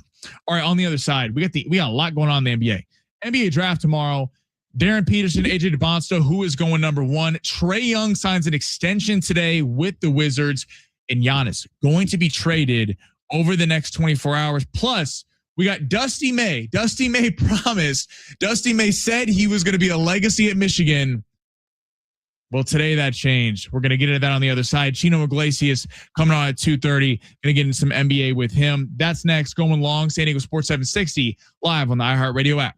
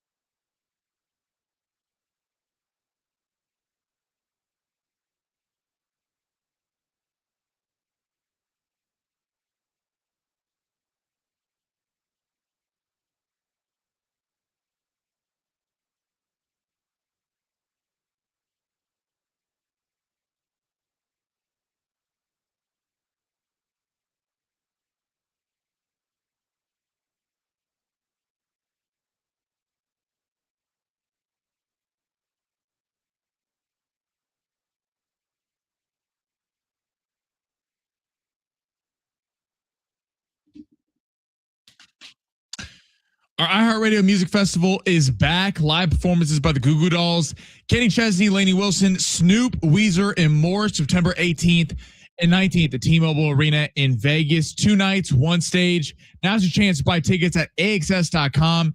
Get them now before they sell out. Dusty May. So for those who don't know, Dusty May won a championship in Michigan a few months ago, and went on Colin Cowherd the next day, was talking about how he immediately had to get to work in the transfer portal, and the 2 weeks following the national championship are 2 of the most important times of the year for a college basketball team. Well, fast forward a couple months, because at the time he recommitted to Michigan. He's now the head coach of Cooper Flagg of the Dallas Mavericks. So a big time college coach taking a jump to the NBA. This is what Seth Greenberg had to say on First Take this morning on Dusty May's jump from Michigan to Dallas. I'm surprised, but not shocked. I mean, this has been kind of in the works the last 2 or 3 weeks. There have been rumors, and when there are rumors, especially at this level, he's listening. Rumors wouldn't have kind of continued on, but Dusty May is an interesting guy because he's a great communicator. He's a savant as a coach, but the NBA is an easier league to coach in than college basketball today because the NBA guidelines and guardrails. He knows who his roster is going to be. He doesn't have to rebuild his roster every single year. All right. He's going to be connected with his general manager. He's going to have a roster he can build moving forward. He's got a great core group. The end of the season, you just said it. In the national championship, that night they're on the phone trying to put together the roster because they've got to sign 13 players or 12 players. So Dusty May, great communicator, high basketball IQ. There'll be a transition. There's no doubt about it because it's a different game. You play in 82 games. How you can deal with practice, how you can deal with player development, how you can deal with game preparation. But surprised but not shocked. My concern is Michigan, every single player in their team, Stephen A, right now, every guy in their team right now that's been working out maybe the first week of the summer is a free agent. It is wild how I think it was thought of for years that coaching college football and college basketball would probably have less stress than the NBA or the NFL. Because the NFL is a what have you done for me lately, and the NBA is that to an extent. Yes, if you're coaching a trash franchise and you might get a couple years of leeway, but I mean, Eagles fans were calling for Sirianni to be fired. They won a Super Bowl, then they lose to the Niners, and Eagle fans were like, "Get out!" Literally wanted him out of town. Marty Schottenheimer, everyone knows in San Diego, 14 wins, gets fired a couple weeks later for losing the postseason. But it was always that at least college coaches kind of had this aura or sense of something on campus, and that you were the man around campus. Like Urban Meyer, when he's at Ohio State, nobody was touching Urban Meyer. Urban Meyer got the best recruits every year, had a great NIL collective when he was kind of on the fringe of NIL starting, and was able to build a dynasty at Ohio State. He goes to Jacksonville. And it's one thing to go my way or the highway in college. But when you're telling a 32-year-old star linebacker with a wife and kids and who's made more money than you and an agent to go run laps, it doesn't work out quite the same. And Urban Meyer found that out the hard way. And it's crazy how it's flipped. Because now with college basketball and college football basically being free enterprise, everything that people complain about with Major League Baseball in that, the Dodgers, the Yankees, the Mets, the big markets have more to spend, and some of these teams are literally have pocket change compared to this. Well, college football and college basketball are 30 times worse because it literally is free enterprise. I mean, the owners in Major League Baseball can spend money. A lot of them just don't want to. I mean, some of these colleges, the NIL funds of a USC, an Ohio State, a Texas, a Notre Dame, are not even comparable to even San Diego State. Like it's just the NIL collective funds aren't even on the same playing field, and it's become free enterprise. So you see Dusty May, who is probably looking at, I just won a championship in Michigan.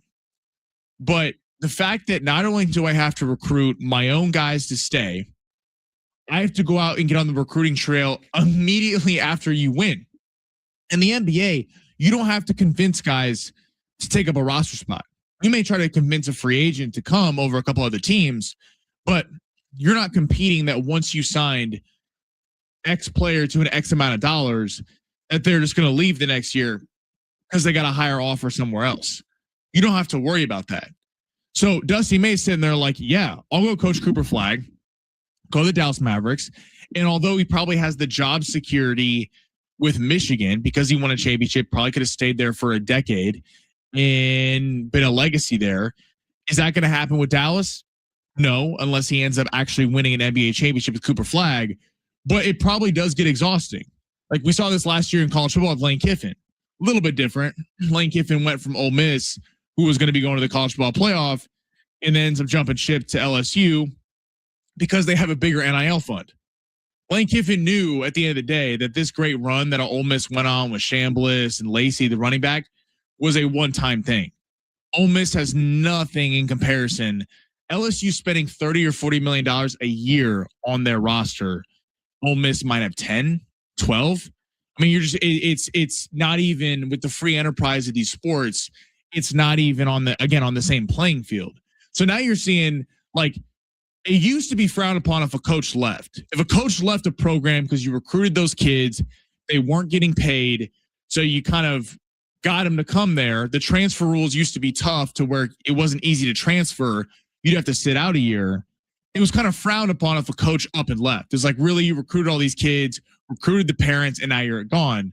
Well, now, since the kids are all making millions of dollars, there's not like a lot of loyalty shown from the coaches anymore. Because coaches are like, well, if you can leave at any time because you have a bigger NIL fund or getting a bigger NIL offer from somewhere else, then I'll leave. And I'm sure to him, he's sitting there going, I'll take my chance with Cooper Flag in Dallas and not have to be recruiting my own players to have to come play for me like he would at Michigan, who just won a national championship game, national championship three months ago. So kind of crazy. I think we're going to see more college coaches, basketball and football, jumping ship to the pros.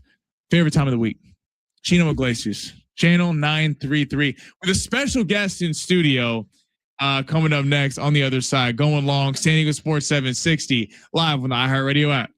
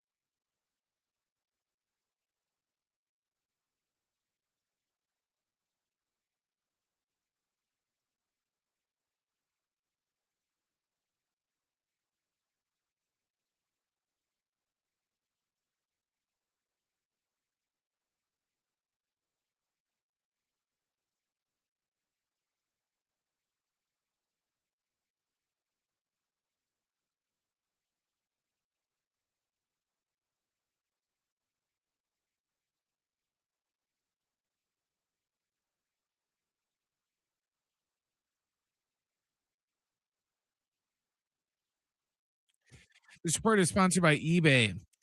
Padres are back home at Petco to start a series with the Braves tonight. It's going to be Grant Holmes going for Atlanta and Michael King on the hill for the Friars.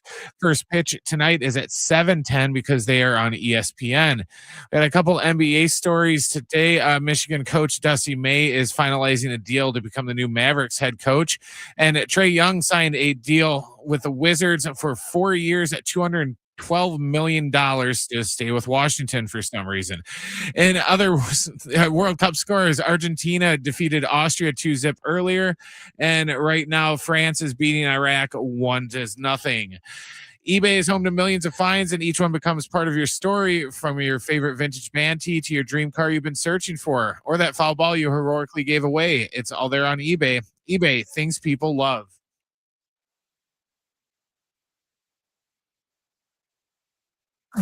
Ain't nothing wrong with a little heat. Getting warm around here. Light the fires, Big Daddy. Who's next in the hot seat? Ain't no wrong with a little heat. I was waiting for you to do that. Ain't no wrong with a little heat. I'm back. You know the voice. What's happening? Chino Iglesias. How are you, sir? Channel 933. Special guest in studio, Giovanni. Giovanni. Giovanni. Oh, I'm so sorry, man. Giovanni. It's all right, Samuel. That's the trick. If anybody ever gets your name wrong, get their name wrong. Get their name wrong. That's fair. That's very fair. But for real, thanks for having me at San Diego Sports 760, where the chairs suck. The most Terrible. uncomfortable chairs in the building. This is something Brent knows this. Also, but there's some people out there. If you've never been to a radio station, it's a whole cluster. Channels over there. Yeah. Got Star, Kogo. We share is right next to us. They steal our chairs. They come in. Sounds I came about in this right. morning and I go, "Why are there 2 new chairs in here?" And they gave us the bad ones, so Yeah. we had to go cause some problems up there. You want me to knock somebody out? Yeah. Chino's gonna hold it down. We'll bring the streets. Listen, we don't have the bankroll of the channel studio. Oh, okay? believe me, there's not a bankroll over there. We're all on the same budget, my friend. We are, man. How's everything, man? It's good, man. We got a lot going on. We get the NBA draft tomorrow. Man, listen, I feel like it's inevitable. We're going to see something big happen with Giannis, and I don't think it's going to be the Lakers. If it's the Celtics, what a pull for Boston. Mm-hmm. What a pull. If it's the Heat, I feel like he's going to have more, it's going to be more Giannis's world down there. If it's the Celtics, I feel like it could be exciting basketball. Like really, if if Tatum and Giannis can work together, oh my. I think so. We were talking earlier, Flesh and I'm surprised personally. I'm sorry about that. We all Fletch, are. my bad. We have to put up with it.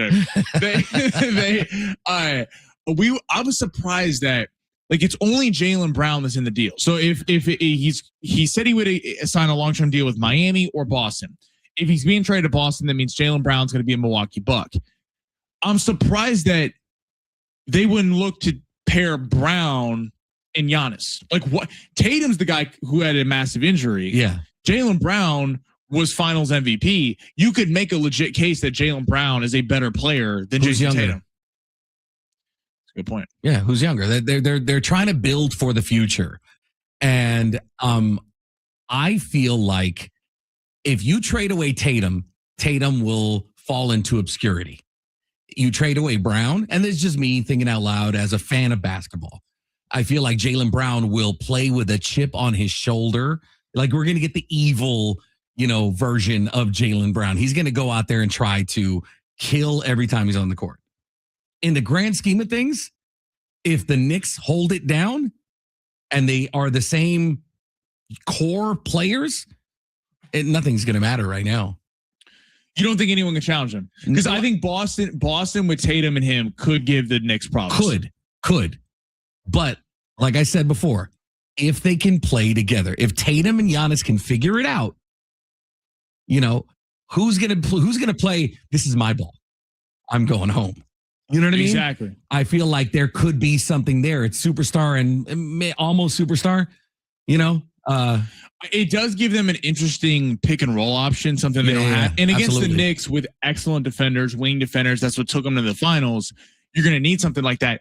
But you do see Giannis. We talk about, as Laker fans, we talk about how loaded the West is. You get the Spurs, you get the Thunder, the Lakers are in there, Minnesota. I mean, you got so many teams. The Rockets, they get a point guard. It's a gauntlet to get out of the West. It is interesting that Giannis, the two teams he said he would sign an extension with, are in the Eastern Conference. Because he knows. Right. I only have to go through the Knicks. And maybe the Pacers when Halliburton gets back. Yeah, it's the easy way. It's what LeBron did, right? Mm-hmm. You know, LeBron had the easier route to the finals over and over and over again. I just feel like I think it could be, can Giannis get everybody to work around him in Miami? That could be a phenomenal squad if they can work together. I feel like there might be more friction in Boston for Giannis.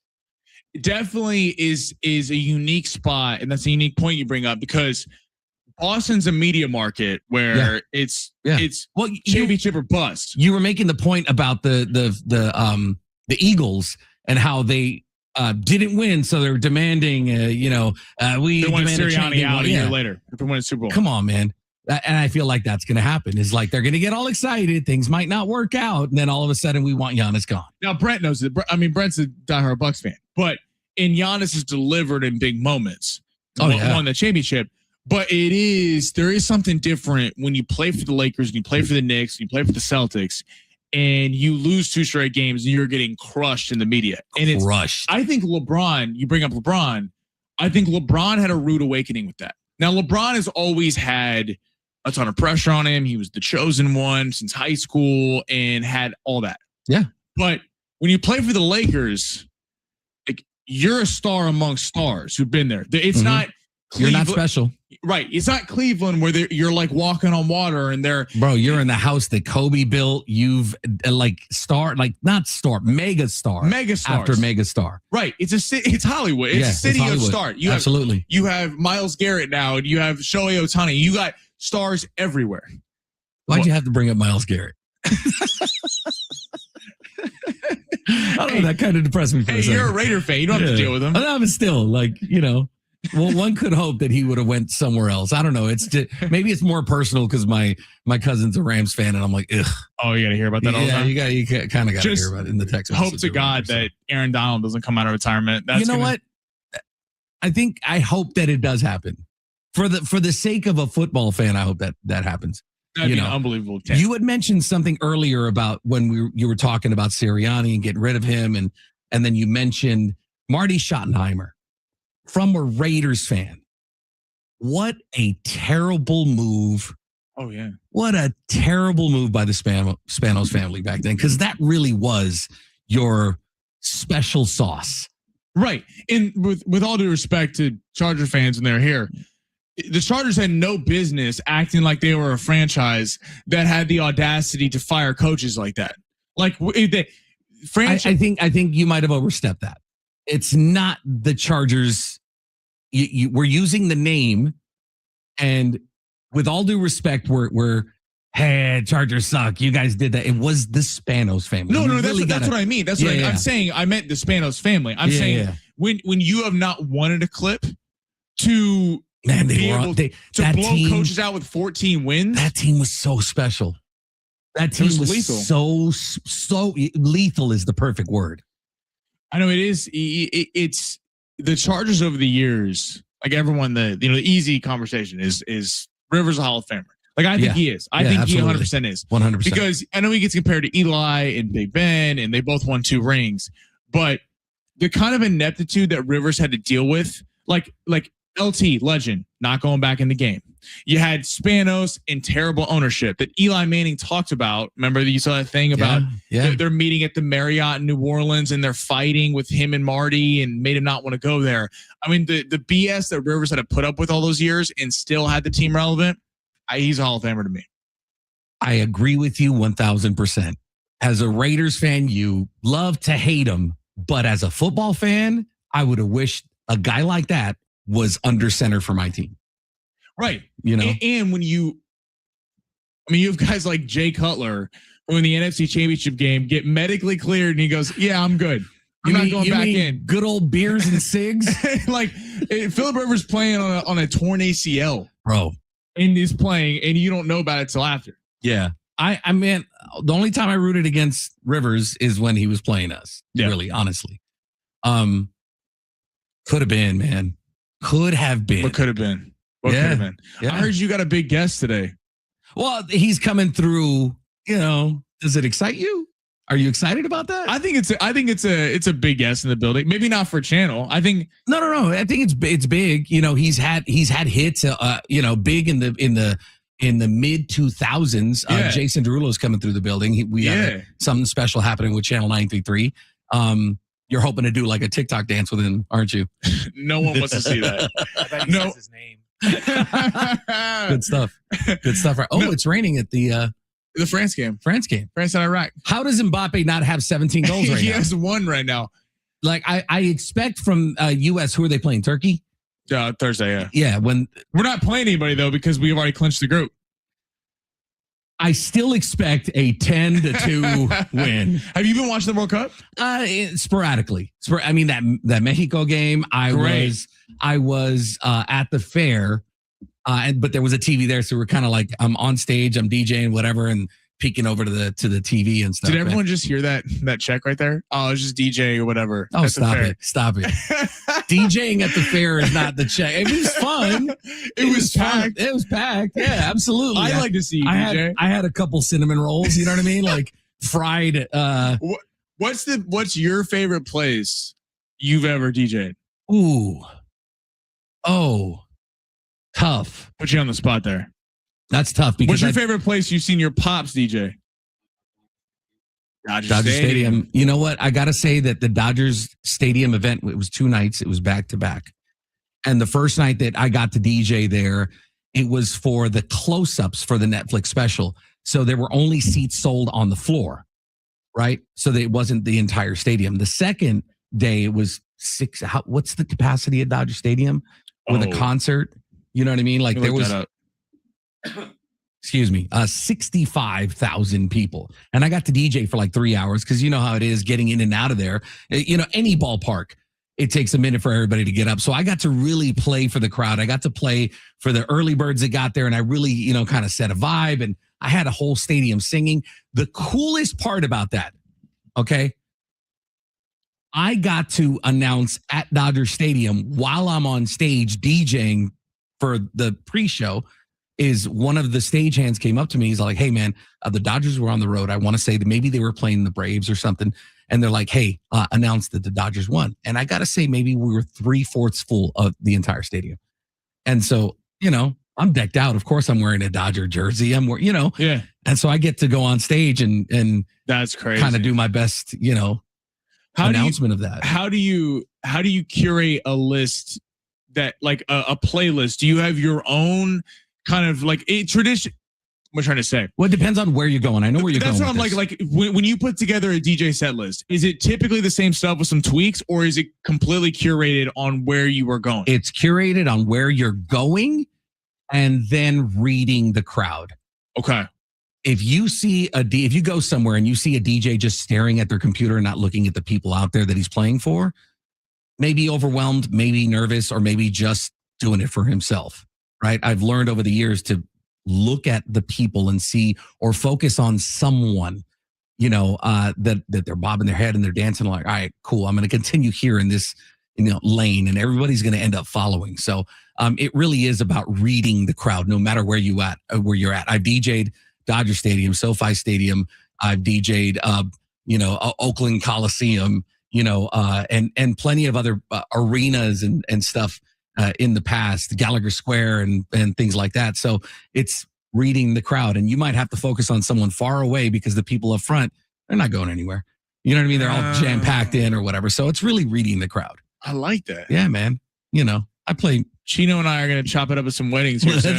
Bro, listen, those are the fun ones. If you can book the right wedding, right group of people, it's pretty amazing. Chino, you're the best. You'll be back next week on Mondays. And remember, ain't no wrong with a little heat. And Jason Derulo, on with him later on Channel 933. Ain't nothing wrong with a little heat. Going along, San Diego Sports 760. Schaefer and Slee on the other side, live with the iHeartRadio app.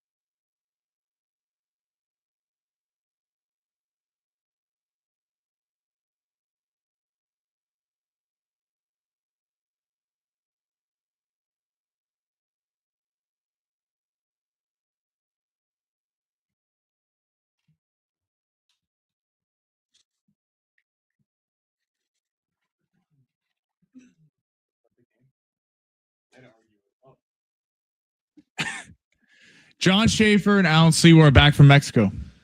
Mexico. No, we're still there. We're How still, is it? yeah, mentally, I'm still there. Did you Mentally, guys? I'm still there. I know Japan, the fans were picking up trash. They're very clean. Yes. Would you guys join in with that? We did not. You guys, Yeah. you guys. In fact, Alan had Coca-Cola spilled all over his sneakers. On the bottom of the sneakers. Yeah, I mean it was poured. yeah, though. it was, it was. I had it to was like ugly. basically I needed a mop just Yeah. in my section. Is this English? But I thought we were going to do this in Spanish because we just spent the weekend in. Listen, I would love to. I didn't pay enough attention in high school Spanish to do that. But if you guys want to take this segment, You told me, John. I think you said 7 years. basically, I took 7 years. 14 years. You I took lived it in in college. you lived in And I Mexico, and you still don't know I anything. don't know anything. They're like, they asked like the most simple question. Like, I don't Hola. know, man. I'm like, I'm going to need a translation, right? They'd be like, hola. I'm like, I'm not understanding here. see, this is where the 100% honesty. They always told us like, oh, if you use Google Translate, we're That going to be thing's able to pretty tell, you know, on your tests. I use Google Translate for every single test I ever did, and it worked out okay. Yeah, I got a degree. They had to threaten you, but Yeah. they had nothing. Right. They had no basis teeth. behind They that had no threat. teeth. Like, how are you going But to what know? if they're going to now listen back to this and take away your degree? That's right. not How about that? possible. Wait, is this high school or San Diego State? High school. Oh, it's gone. That Oh, degree's you're gone. done, bro. Which then trickles down to San Diego State. I'm Mary's probably walking here any moment and saying, "Hey, your Listen, resume as it probably said that you graduated." You lied. And You I lied. don't know, Who was that Notre Dame coach? Does anyone remember maybe Notre you didn't graduate. Brandon will remember this. Didn't Notre Dame hire a coach? And they're like, you lied on your resume, and they fired him a day Yeah. later. Remember O'Leary? They literally O'Leary? hired a coach, and like your resume is not accurate. You're gone. well, as probably the sixth most popular or most famous person from Rancho Bernardo High School. Who is? Sammy Long, probably six. Top six? Six, Cole though. Hamels, the Blink 182 guys are certainly up Yep. there. Yep. There's another guy playing in the majors. Sammy, I think I'm gonna slotting give in you- at six. I'm gonna give you a tip because I think you're getting towards an age where I give can you a now tip. just give some tips out. Don't rank yourself. Don't rank I think yourself. six is very That's not humble. gonna help. I That's not think- gonna I help. don't even at hear all. LeBron James ranking himself. Yeah. He does rank No, yeah, himself. maybe he does. LeBron does. LeBron, bad example. Yeah, LeBron, very bad bad example. example. But the only difference is he's LeBron. I think six is fair. That's not too ego. That's six is a. I gotta be about 2 years ago. Dude. You started doing a preview video on Hoops Talks, NBA Yeah, show yeah, I do yeah. in the mornings, right? very I good think, NBA. I think show. our initial conversation we had, you said you speak Spanish, and now I'm starting to figure out You that don't. you know what, you cheated. Can I- and I work out at my gym. My Spanish teacher goes every day. Do you guys talk in Spanish at the gym? We talk, and actually, not in Spanish. I never. She only spoke in Spanish during our time, like In class. She Yep. would only speak in Spanish. So then I went up and said hi to her, and she started speaking in English. It was a very trippy experience for me. Really? Mm. Yeah. So she knows English. As Shout well. out to Profe Musigo, holding it down. who also listened and found out that your ass Right. was cheating Right. while you were Listen, in. if you're in not high cheating, school. you're not trying. You know what I mean? Yeah, I might have had a couple of those too. Using you know. resources. Had a couple of But- those too. Here's what's more important. So Monterey trip was good. You saw Very Japan 4-0 over Tunisia. Could have been worse. All right, let's first say this: Japan, their fans, Incredible. fans. phenomenal, Incredible. The whole stadium incredible was fans. Japanese fans. The place was just freaking. It was electric, like it really was. The stadium was electric. A lot of Mexicans decided, hey, we're rooting for Japan as well. They jumped into that. So the place didn't seem like a Japan Tunisia game It's in only the a group. Super Bowl. Honestly, it didn't feel like that at all. I mean, Tunisia, I will say this: you got to travel a little bit. Like, they don't have like a Steelers type fan base. No, you know and what I they- mean? and look, we said it right out the gate. Terrible Tunisians. Yeah. I mean, their formation right out the gate. I mean, you and was I very called it out questionable, right the away. strategy. Their formation right out the gate. I knew this is getting ugly. Well, how about this? Seriously, Sammy, you and I, Alan, our listeners, you've all attended lots of sporting events, wherever it is, Yeah. locally or I've attended literally 1,000 sporting Okay, events. somebody's showing off here. Just relax here for a second. How about you saw my credentials? I mean, Yes. I've attended a lot. This of is the sporting voice of San Diego events. State. I've called games. Yep. I've never. Your Twitter been, handle actually says over 1,000 events. Only 50 paid for. Over 1,000 I've events. never experienced something like Saturday night in terms of energy. Really? I'm seriously Really? saying that. Really? I've That been high? to World Series games. Okay. I've never been to a Super Bowl. I think it would run circles around the Super Bowl. I got terms one. of the energy in the building. I got one energy wise.